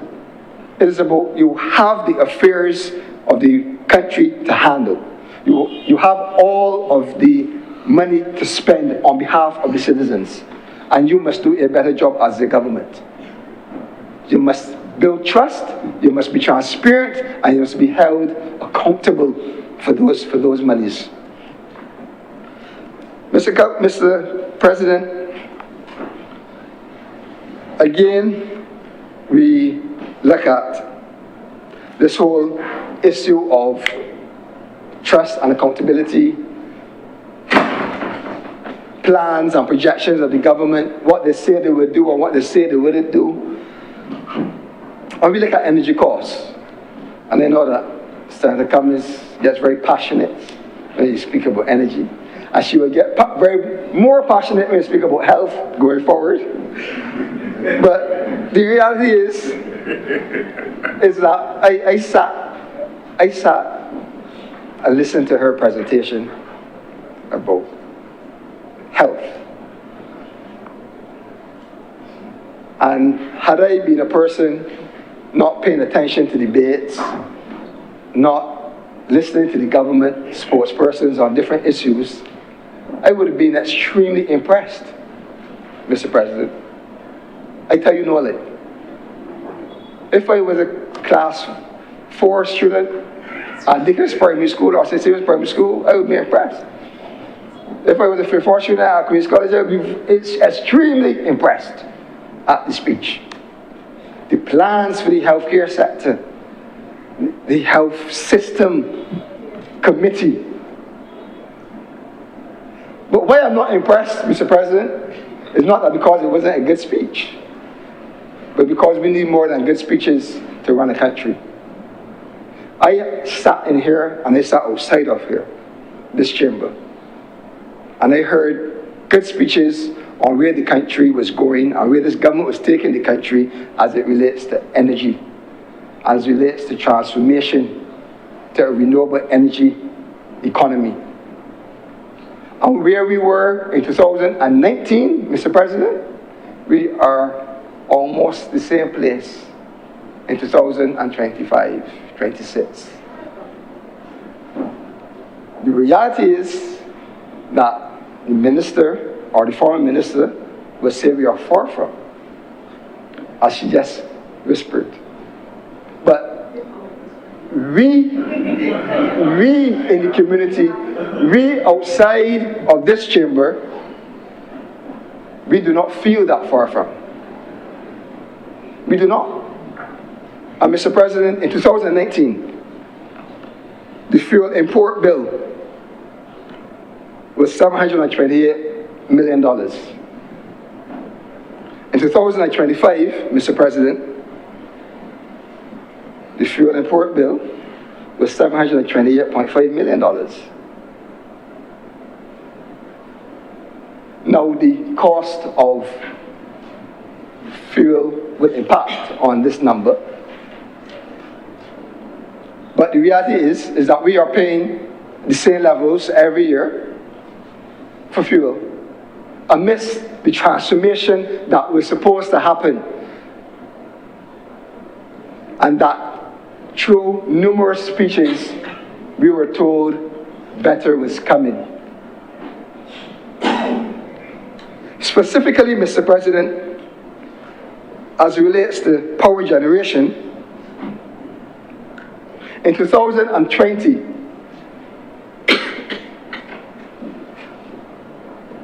heavy fuel oil imports in barrels stood at 1,053,062 barrels.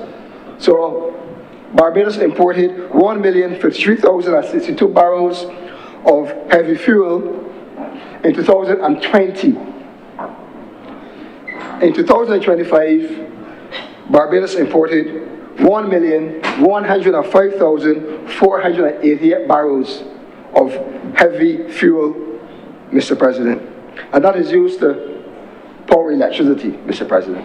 Approximately, I think 90% of that is used to power electricity. The point I'm making, and I'm sure you get it by now, that we have not even caused a date there, amidst all of the hopes, all of the fancy speeches, all of the lofty targets that the government has set.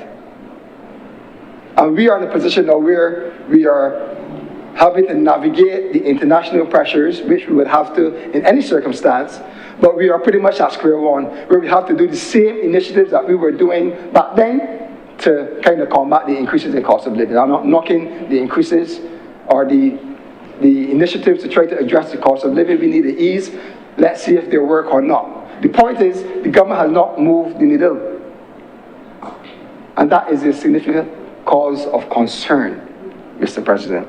So as I said, it is more than talk now. The election is over, so to say. It is time to get down to serious business. It is time to get down to serious business. And that business is making sure that your plans are executable, and you can execute them, and that business can feel that something is happening. We don't feel nothing is happening right now, Mr. President. Not when we hear the interventions of the government to try to control the price of electricity, Mr. President. We ain't feeling it. Not when we look at the numbers that the fuel import bill is the same. We're importing more heavy fuel oil than we did in previous years. We're not seeing it, nor are we feeling it, Mr. President. And I caution the leader of government business, because the government's policy has run them and taxpayers in a trap, and investors in a trap, where you have, I think it's $500 million trapped, of investment trapped with no return. So I just hope that whatever we're doing, she's doing or spearheading in the medical space, she does not run herself in a trap. And that she's very focused on being practical and realistic, one step at a time, bite for bite. And this is me being genuine now. No. I mean to her, specifically to her. I want her to know that this is Senator Walters saying, I want you to succeed. Because if she succeeds, Barbados succeeds. And I'm saying to you, Mr. President, that the amount of money that is at her disposal, and the amount of money in the Ministry of Health, the amount of money that she has raised in terms of additional expenditure in the hundreds of millions, make sure what they are doing is practical and can work. Because we are in a dire situation now, where what they're promised for the energy sector has not come to fruition yet. That's all I'm saying. I'm not saying that that is the reason why she was moved or shifted to another ministry, Mr. President. I'm not saying that. I'm not saying that she cannot solve those problems, but she should be given more responsibility. So it could left the mind, it could leave the mind confused, some of these decisions, Mr. President.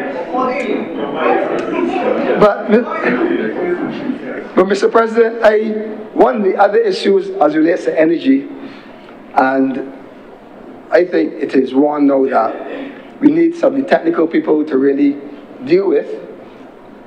We need the Minister of Energy to address it, is because I think we were made aware that there are new agreements with the Barbados Electric Power Company Limited. And other entities outside of the chamber and persons and senators inside of the chamber and individuals outside of Parliament have also raised the question of what are the details of those agreements. And that is important.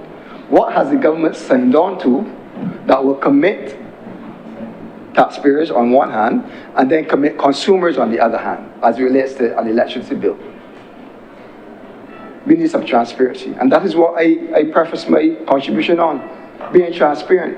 Another idea, another initiative, Mr. President, where we've been locked out of information.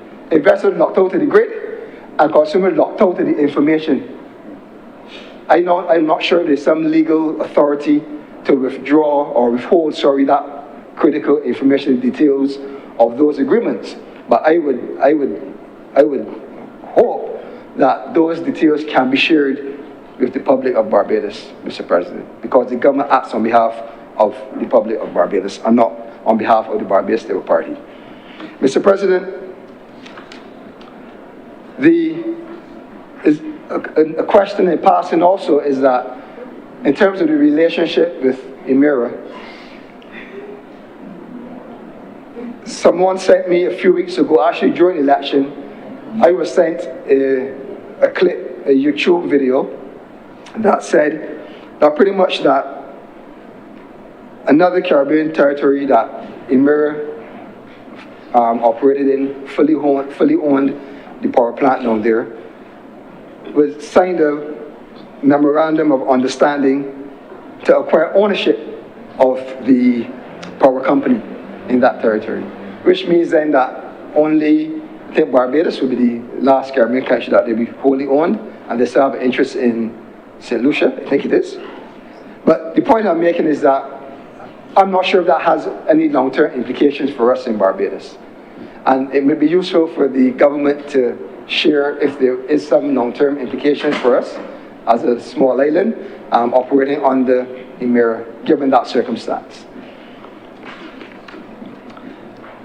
As I continue, Mr. President, on energy, and I have to raise the issue of the prices at the pump. And again, initiatives were put in place to reduce the impact of the cost of gas and diesel at the pump for consumers. I don't think that is an issue to debate, but the issue to discuss is when can we finally get some transparency in those transfer prices at the pump? And that is what Bajans are asking for. We understand that the government can do only so much to cushion them because of the international pressures. We understand that. On behalf of the people of Barbados, we understand the government can only do so much. What we want now is that we want to see how that cost is made up and how that cost changes, Mr. President. And I tell you why, with all of the faces looking a little confused. You know, Mr. President, that I sat in this chamber and there was a period in recent history where for 18 months, the price at the pump did not change, Mr. President. Although the price of oil internationally was significantly reduced and declined month to month, close to 25%. And we continue to pay $4.22 a litre at the pump for 18 months. So there's not only the initiative It is show us how you are getting to these numbers and why we must take them, because that is not fair. We don't want another situation like that, where we see that the government has made an attempt to cushion us, but then we see it looks as though, let me say it that way, it looks as though there has been some abuse of that attempt by maintaining prices at a high level, even although the oil prices internationally are coming down. So transparency is needed in this department. Be transparent. We know that there's duties, we know that there's VAT, we know that there's some recovery costs now for the BNECL. We know these things, but be a little more transparent with the numbers. What is the cost we're getting at, what those duties are, what those taxes are, etc. So, again, it is just for the government to be a little more transparent, to be a little more accountable with the finances and with the treasury. And that's all I think people are asking for, especially in these times when in some instances you can only do so much. So, Mr. President, as it relates to the priorities of the government, and again, I think that the government must accord priority where priority is needed. And you can see priority being allocated to special areas. Healthcare is one, education is the other. Minister alluded to it before. And as it relates to health, these are the realities. It seems as though we cannot only throw money at the problem. It seems as though there are deeper issues in the system at the QEH, that some of them may not require financial intervention. But those that are involved might be able to address these in a more comprehensive way. But it seems so to us, because why I say that is that taxpayers have put a lot of money at the government disposal already. We have also committed as workers to what I will refer to as a QEH tax, which is the health levy. But it's a QEH tax because every year the National Insurance then writes a check to the QEH. So I call it a QEH tax. So we are paying substantial sums every year. Since 2018, we've been paying the QEH tax, which is maybe around $80 million a year. So significant amounts of money have been allocated, directly and indirectly. But we are still hearing of the recurring issues at the hospital. And it is not to say that there's not been an effort. We saw the QEH has been, the accident emergency had a facelift. We heard about procurement of critical equipment. We hear about the expansion of the QEH. But it doesn't take away the actual realities of what we are facing when we go to the QEH or to the accident and emergency.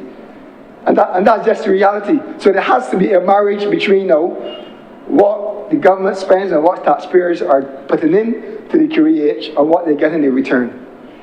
And sometimes we look at the big things, but it might sometimes be the smaller things. Sometimes we look at more the financial things, but sometimes it might be the non-financial. But the point is that we need to really address it. We cannot continue to have occurrences where persons are in A&E for days, where videos are coming out with persons lying on the ground, where the Prime Minister now has to take a visit to the hospital. It is not fair, it is not acceptable in 2026 when we've thrown or allocated so much money to the QEH. As I said, indirectly through the estimates, but directly through the health levy. It's a substantial amount of money. Mr. President, there are some things that the government probably can think of and can do to ensure that there is seamless service to patients in the accident and emergency. And we just need to do them. I will leave the experts to say what they are, because I don't want to get bogged down with the technicalities of what is happening or what isn't happening. But I'm sure, and we have a senator here, I'm sure will deal with this in length. But I am sure, Mr. President, there are things that can be done. I was out last night, and on my way back in, I saw on my WhatsApp that there was a shooting in St. Lucie, and that 9 persons were shot, I think, and 1 person was dead. And 1 person was dead. And the first thing that came to me is that the accident and emergency department will have to be locked down. And what will happen now to those persons sitting in there waiting for care? So you have situations where you can almost calculate, or you could almost say this is your problem already, and we need to have intervention where we say this is how we solve that specific problem.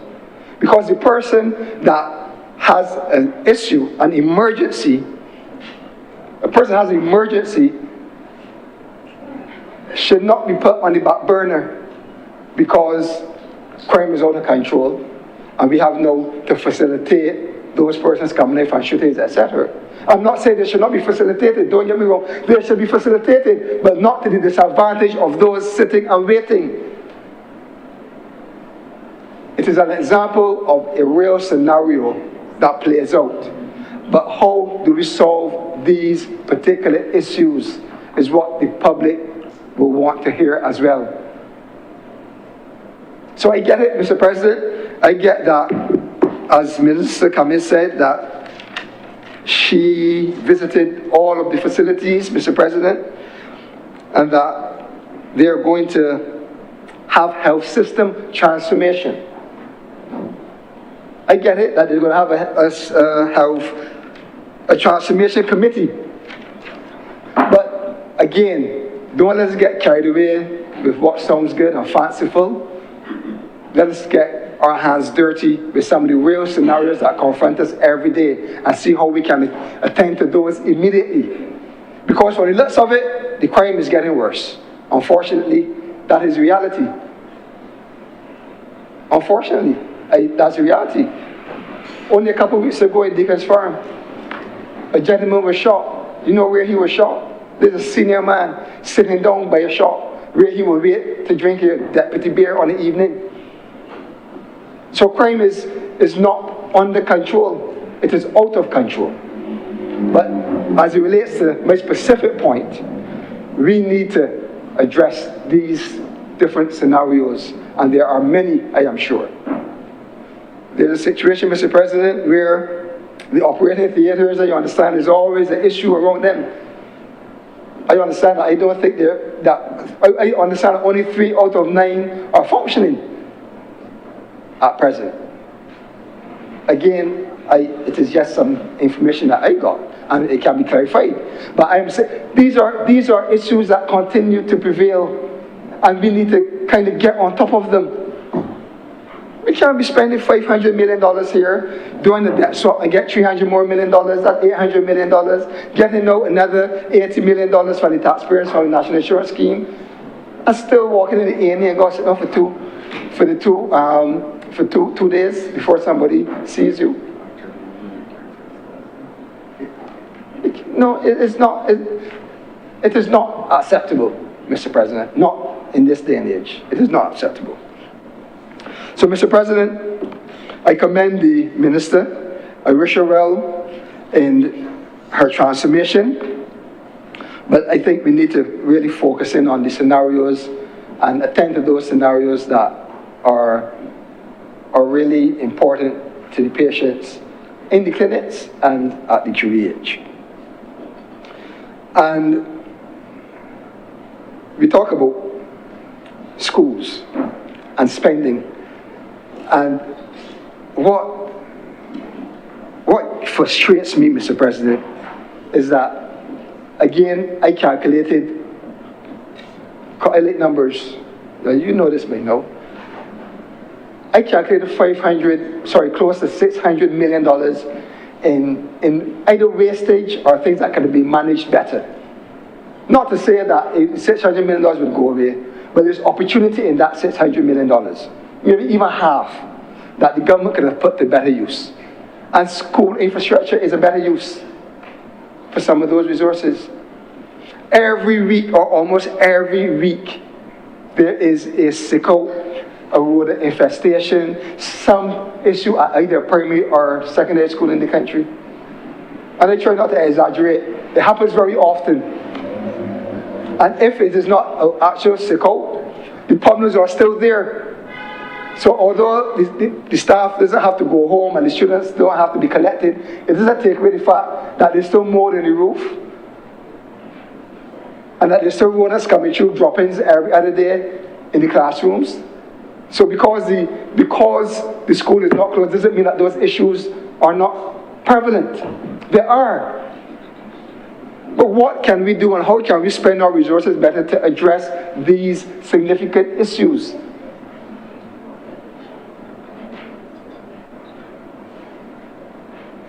Mr. President, a lot has to be done. And a lot of money is at the disposal of the government. On my last speech, of the appropriation bill last year, I spoke about the sums of money that the government collected since 2018 to 2024. Significant amount of sums. I think it was close to 25% more than the previous government in revenue. A lot of money. The government now is estimated to collect over $1 billion more in revenue. It means that it will have more money. But the more money should be doing better things. We should be feeling the more money. We should be. As taxpayers, as citizens. So the maintenance of the schools, and I think we need to rebuild some of those schools. We're rebuilding polyclinics. We need to rebuild some of those schools and repurpose those schools as well. And again, it comes now with collaboration of ministries. You're talking about a government that said they're going to build ministeria in every constituency or parish. Can't remember exactly, but they're going to be building ministeria.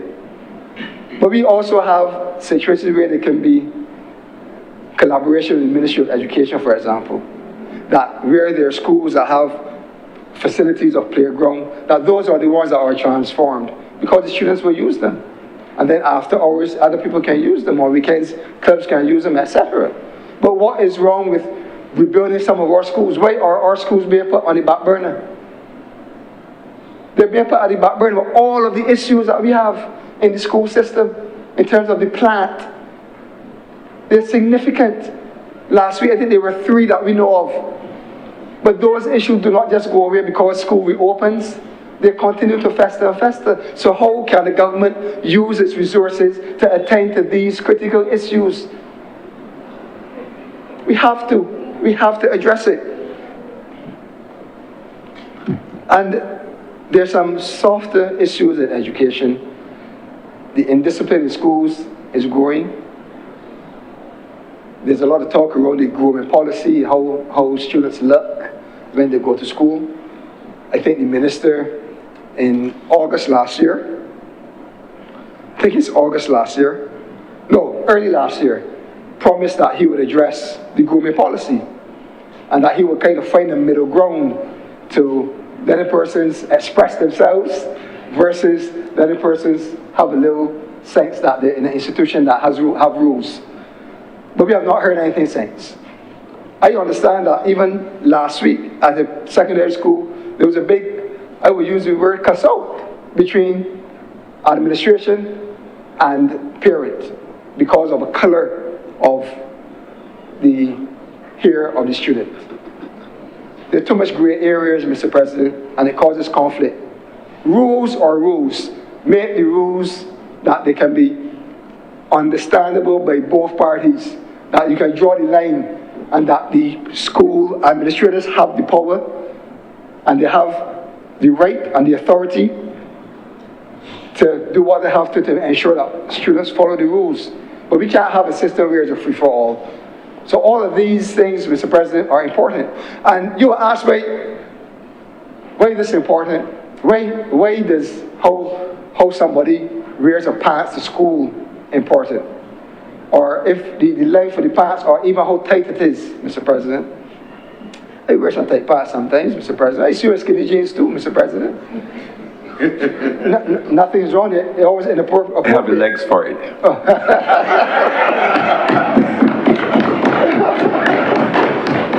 I'm saying there's nothing wrong, but we have to determine what is wrong from versus what is appropriate.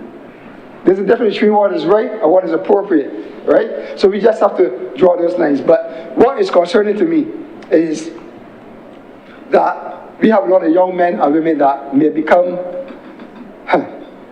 that may be misled in thinking that what they do in schools is acceptable when they leave school. And that is one of the biggest things that we have to control and manage. Now, I remember in the days going job hunting. As a young boy, you go job hunting, you have you print out your certificates, you got all your CXCs and your fussy that you got some 1s and 2s in there. But you got your certificates and you go to the job, but you have on your church shoes, or church pants, and nice button-down shirt from S.Y. Adam back in the day for me. And you go, and you don't matter what type of job, you were dressed in a decent manner. Because your role was to impress your potential employer and to make them want to hire you and give you a job. Well, those things have changed. You have persons coming to interviews now in slippers, no belts. It's called the straps. Senator Trim was called the spaghetti traps. Spaghetti traps, Mr. President. So, in other words, do they believe that because there are not strict rules in the school system, coming out of school, that there are not rules in the business place, that there's not a way to conduct themselves? I'm not blaming it fully on the system, the education system and the government policy. I'm saying we have to look to see if there's a spin-off, because how we allow persons to feel that they can do anything, anyhow, anytime. So, and the thing is that a lot of them lose the opportunity of getting a job because of this, because of how they present themselves. So we have to do something. We have to mold the young minds. We have to direct them. We have to put things in their heads early on what is right, what is wrong, what is decent, what is appropriate, what is inappropriate, so that they can also make the right decisions. So the government policy is not something to shake your head at and say it will fall into line. It is something that the government must enforce, must be clear on, must have clear guidelines that both parents, pupils, and the administrators of the schools know and can interpret and understand. We had rules when we went to school, Mr. President. We knew we could not wear our hair a certain way. We knew we could not wear parts a certain way. And if we wanted to do it, you had to ease and do it after school. You could not do it inside the school. Furthermore, you could not even leave home with your parents seeing you a certain way, because they knew the rules as well. And they would not allow you to go to school if you were not following the rules. So when there are no rules, parents, it's not that parents want to be disobedient and tell the students go however they want. But there are no rules, there's nothing to follow. There's no benchmark. There's nothing to pull back. So it's very important, Mr. President, that is attended to specifically very soon. Mr. President, housing.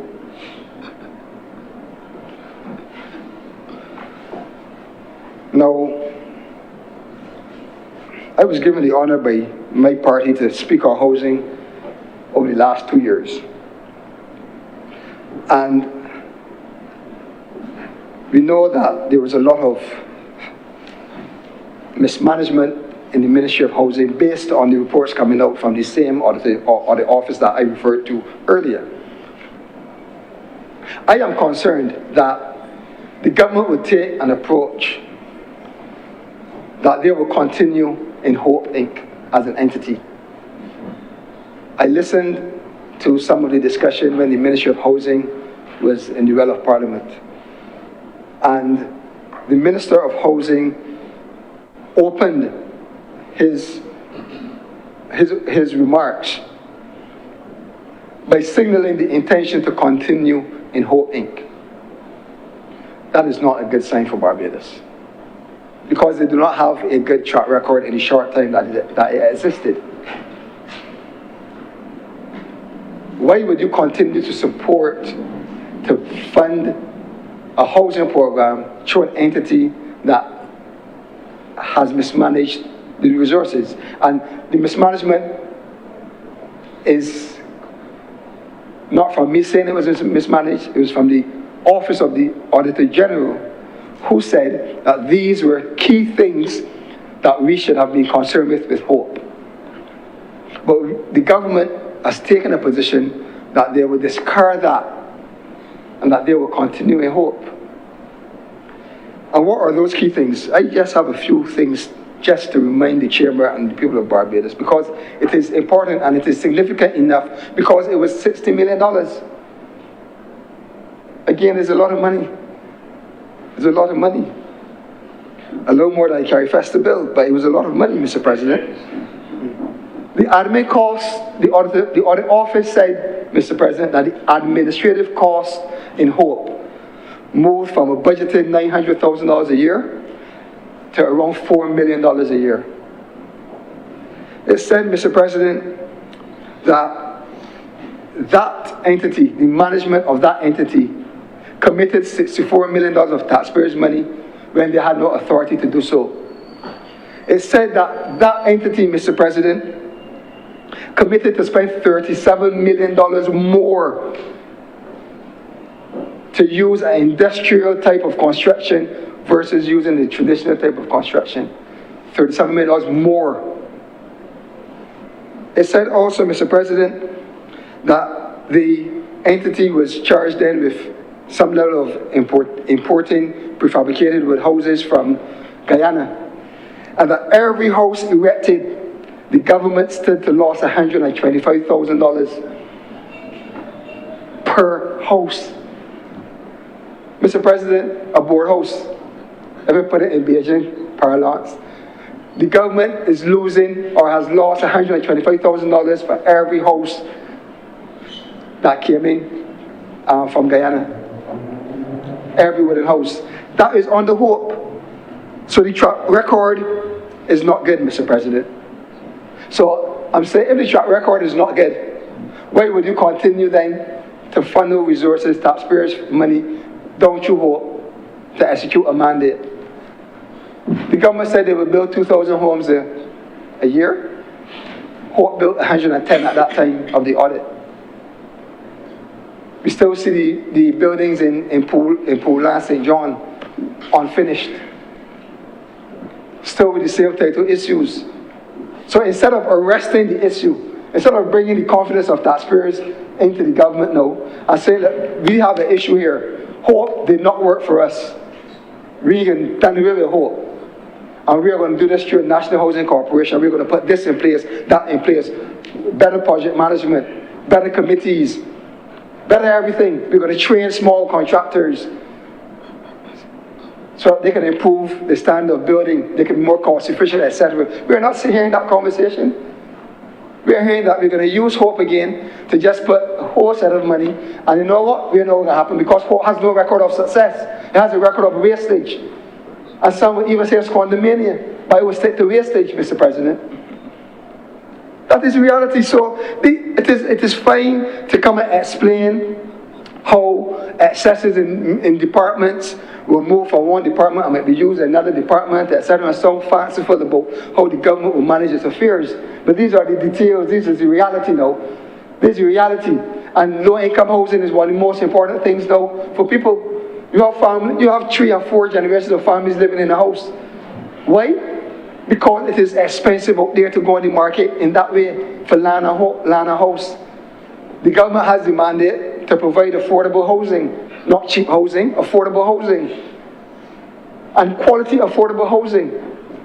But you can't provide quality affordable housing in Hope with this record, which is a horrible record in such a short space of time. The next thing, Mr. President, is that, you know, we come here, we debate, and we put systems in place. We talk the key legislation that will oversee how the government is run, etc. And you know that I have not seen an audited financial report from Hope since it was formed. I have not seen one. I would not ask if you've seen any, but the reality is that they have not been produced, Mr. President. So you have an entity where all this money was put into. You had a the audit office going in and saying, hey, something here isn't right. You have no financials for the years that you're operating, but the government continues to dump taxpayers' money into it. Something is not right, Mr. President. It must not continue. And that is why people are losing trust with this, with politics in general, because of some of these things, some of these decisions that are being made. That is why. The reality is, Mr. President, I will continue. But the truth is that people are losing hope because of activities like this. Hope is a disaster, but yet you allocate more money and you're trying to tell people that you are going to deliver homes through hope after the record that they have. But the government and the senators on the other side, they are sucking their teeth. And it has to be what I said. You are in charge of managing the affairs of the country. You have entities that are mismanaging finances. And you can't understand that simple analogy that you should not continue with hope. Hope needs to be wound up. Cannot continue with hope, not after their horrible record of wasting taxpayers' money and not providing homes. So it's nothing to suck your teeth about. So, Mr. President, as it relates to housing, government is supposed to deliver on affordable, low and middle income housing.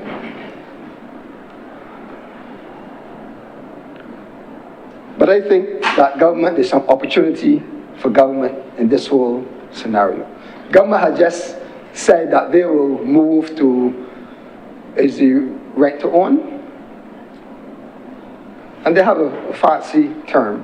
I like the government, they come up with all these nice terms. It sounds really good. Social mortgages, huh? I think that's what it is. A social mortgage. Like the concept, a person owns the house from outright in terms of the starting mortgage, and they own the property. They have rights to the property, not own, but they have rights to the property, can hold it as security, etc. But government in general has not had the best record in providing low-income housing or affordable low-income housing. They overspend, as I said before, as I showed you the facts. And the housing then might be affordable to the person that is going to occupy the house or the family, but it then becomes a burden on the taxpayers because there are overruns. It costs more, but obviously the person can only afford so much. So there's always a shortfall that the government, and then by extension taxpayers now have to fill. And there's room for that. But there's also room to release some of that responsibility from off of government. And the government has the one thing that people really want, and that is the land. And if the government can see it fit to allocate some land so that persons can procure the land themselves and do the building. And it will still be affordable for them because obviously the land will not be sold at market rates. It will be sold at the same concessionary rates. The government will save a lot of money. Because to build a house for $125,000 more than it was intended to be built doesn't benefit the government. It benefits the person who's going to occupy the house. But we can build them better if we give some options where they can get the land and they can build the house. It has savings on the land, which means they have more money to contribute to the construction of the property. And there's an opportunity for that to happen. So the government must not only see itself as one that has to build the houses. It has to be a hybrid. There has to be some facility that the government can allow low and middle to low income earners to acquire land at reasonable rates so that they can pursue the housing for themselves and their families.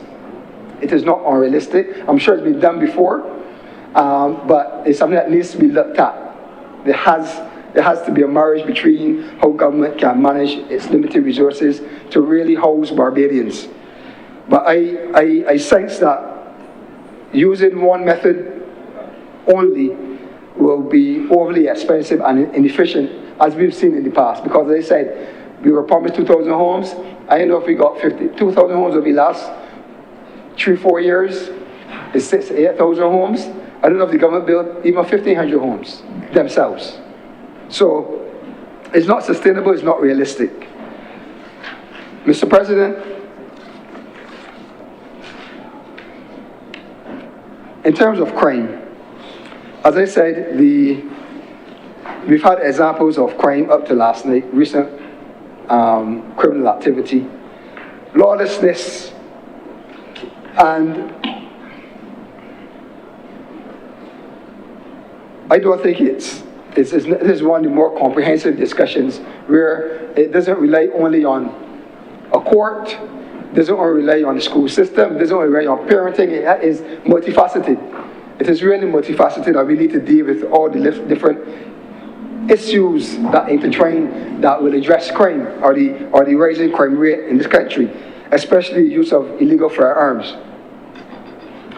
In the estimates of expenditure under the Ministry of Legal Affairs and Criminal Justice, I see there's an allocation for the National Crime Prevention Program,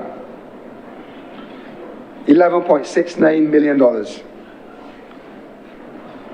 I see $2 million as grants to individuals and nonprofits. I also see that 65% of that is going to operating expenses, 7.5 million out of the 11.6 million going to operating expenses. This is one of the ministries or one of the departments or one of the projects within the ministry that the government needs to understand what is happening here in terms of the distribution of these funds. What do they mean when they say operating expenses? What do they mean when they say grants to individuals and nonprofits? How will this department, this National Crime Prevention Program, how will this department function? What is the mandate in the short term, medium term, and long term? Because we need to address crime, and this seems to me as targeted intervention. So if it is targeted, they should have a discussion with Barbados on, for the next 12 months, this is what you can expect in these programs. This is important enough and significant enough that we can get down to the details with this program. Mr. President, very important. We also speak about the fact, and you always know that prevention is better than cure, Mr. President. We heard it growing up again. Prevention is better than cure. So we got a lot of guns, Mr. President. Not bringing all the politics into it, but we have scanners at the port. We heard that when the government came in, they had to invest in scanners. That was fine. What percentage of containers that come through the port are scanned? What percentage of containers that leave the port are scanned? What are the analytics on the actual process of scanning containers, of intervention at the port as relates to detecting firearms? Also, Mr. President, I have not really heard from this ministry and this in terms of addressing crime and the root cause of crime, which obviously has to be now the access to guns. What are the new technologies out there to detect guns? Are we looking at that? Scanning the containers seems to might be an old way, might be effective to a point, but what are the new things, the new technologies out there using AI and other technologies that can be put in place, investigated, researched, that we can bring them to bear? Because at the end of the day, we got two issues. We got increasing lawlessness, and we got increasing access to guns. And two of them, and the type of guns that we're talking about too, Mr. President, may spraying, not pop. They're spraying now. If you're in the region, they can get hit, as is the case that I spoke to in Dicker's Farm. If you are in the area, you will be hit. If you are a school boy or school girl walking home that evening, you would have been hit. So what are the new technologies out there that the government can put a team to research, to come up with, to see how we can address guns that may come down, that may be being imported in parts and stuff like that? We have to get technical with this one. We have to understand in detail what are the things we can do to address it. And this gives us the opportunity, coming under the whole idea of crime prevention, seems more like a social program, etc. But what are we doing now from a technical perspective? How does this then intertwine even to the Ministry of Industry and Innovation and Science in terms of the technologies out there and stuff to address crime? Very serious, Mr. President. We need to put our resources behind ensuring that we reduce crime, we bring it down, we arrest crime, we have productive citizens, and we have a judicial system that works. I don't think there's any dispute around the amount of money being allocated. Some may say that is not enough money. But the point is that we just need now to do the things that we need to do, the small things that can have a great impact. Mr. President, the small business sector, I think is very important to the economy of Barbados. And recent studies, I think studies a few years ago showed that I think 92% of the businesses in Barbados were micro and small businesses. They are significant as it relates to the benefit that they have and the spin-off they have to the contribution to the economy, for employment, to spend, etc. The government has the Trust Loan Fund, and I think we can commend the government to put in an initiative that would give some seed financing to a group of persons that would not have otherwise gotten a startup capital. But we also have to look at how do we make that whole system, that whole architecture of supporting small business better. The Trust Loan Fund, as I say it now, it provides some financial resources and some technical support, training, etc., in order for you to qualify for the loan.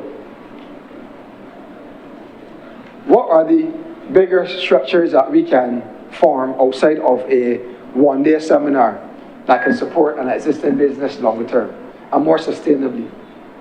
I think I heard talk about using satellite locations with select services, etc.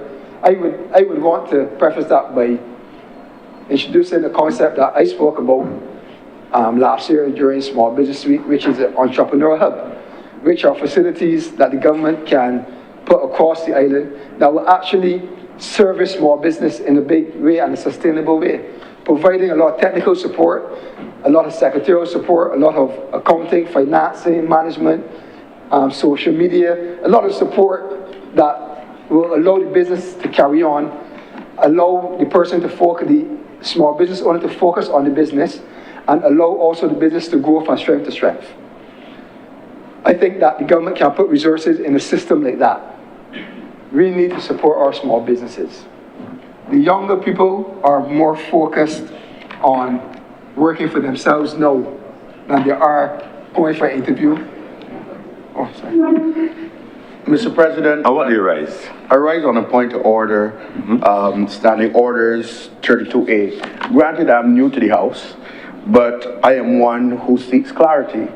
As much as Senator Walters is indeed my friend, I'm querying under the circumstances of which he has gone beyond an hour to speak. Now, I recognize that 32A acknowledges that the opposition senator has the opportunity to speak for 2 hours.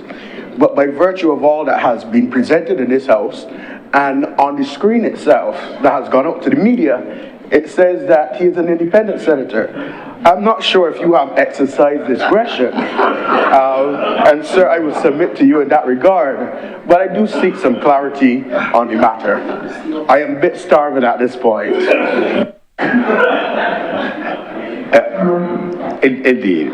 I received recent advice from the Clerk of Parliament, on which I'm guided, that the purpose and intent of the appointment of Senators Walters and Goodrich was to have opposition representation, and therefore, in terms of the application of the Standing Order 32A, that they represent opposition interests in the same way how with the independent senators or other independent senators, there's mention, for example, of persons representing commerce, religion, education, and therefore the intent is for opposition interests to be so represented. I'm guided by that research and advice, and that is the action I've taken based on advice that has been rendered to me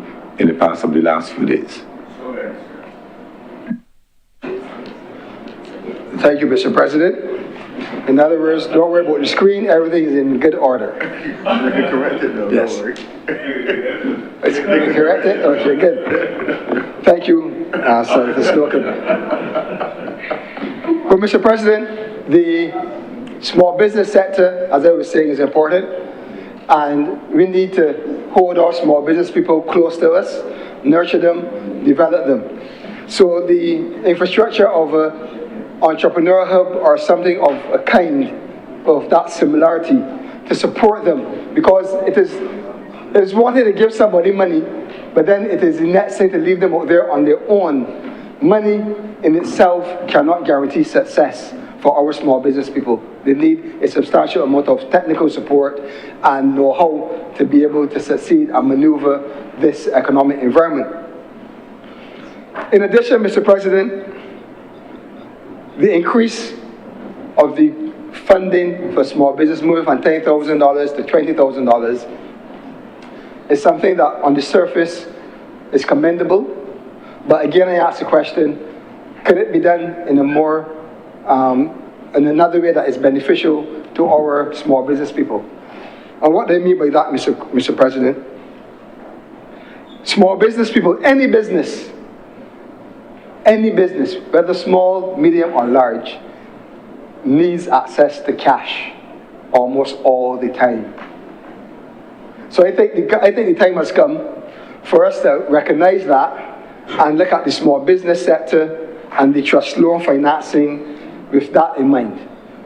There can be a combination, Mr. President, of funding of cash, a cash loan, and there could be a facility where part of the funding can be a revolving loan or what we call a credit line. What that does is that it gives a certain level of cash to the business all the time, because as you know, as you draw down or as you draw down on the fund, you're using the resources. As you pay it back, you then have the resources again at your disposal if something comes up. That is what small business needs. Small business needs access to cash. Cash is king. Mr. President, you know all of these things. Cash is king in any type of business. A business that might be a medium-sized business, their goals are to become a large business. So they're going to be doing things that even the cash that they are generating cannot even sustain. So they are able to go to the bank to get a credit line, they're able to go to the bank to get credit cards, etc. But a small business does not have that ability. So if the trust loan fund is providing facilities for small business, we need to look at that sort of hybrid arrangement where you may give a fixed loan, but then you can also give a revolving credit, a revolving loan line of credit that will always have that small business person having access to financing as they continue to work and grow their business. On the small business, Mr. President, I am happy to be joined in this chamber by persons from the cultural industries, Mr. President, persons themselves who I saw on TV last night talking about crop over and the cost of costumes and how exciting their band is going to be and how they have a new addition to their band in the form of a 4-day band. So I'm excited to be joined by other members, Mr. President, who engage in specific activity within the cultural space. For some time, Mr. President, the entertainment industry has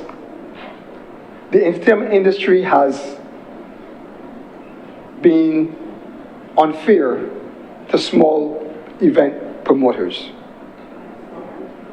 And I use the word unfair because a small event promoter is a small business person.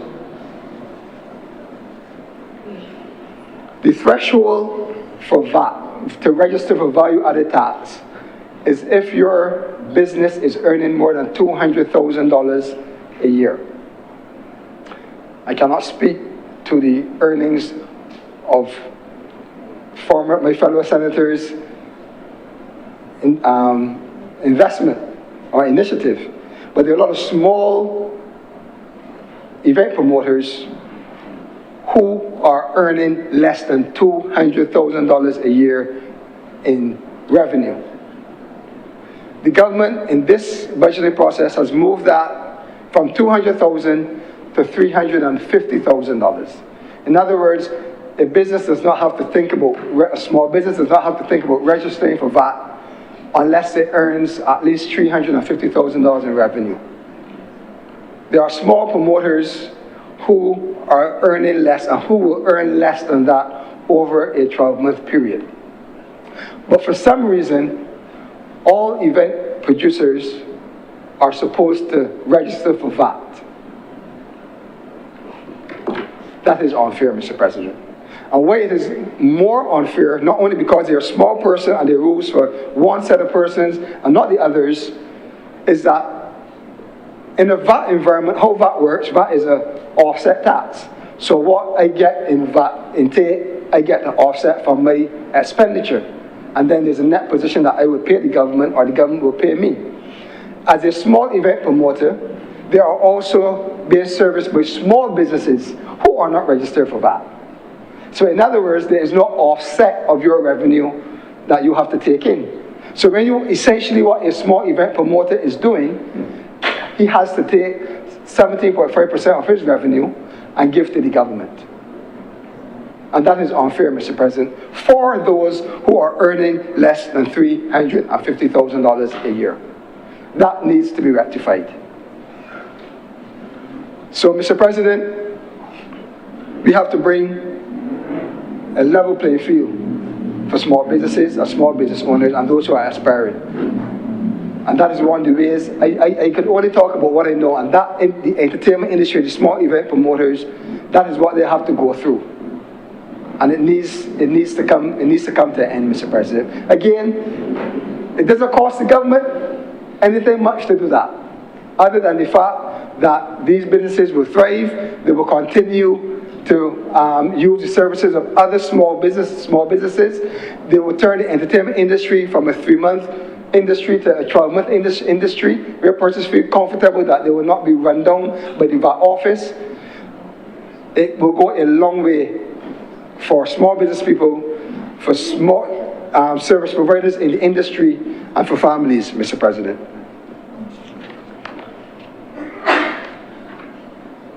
How much more time, Mr. President?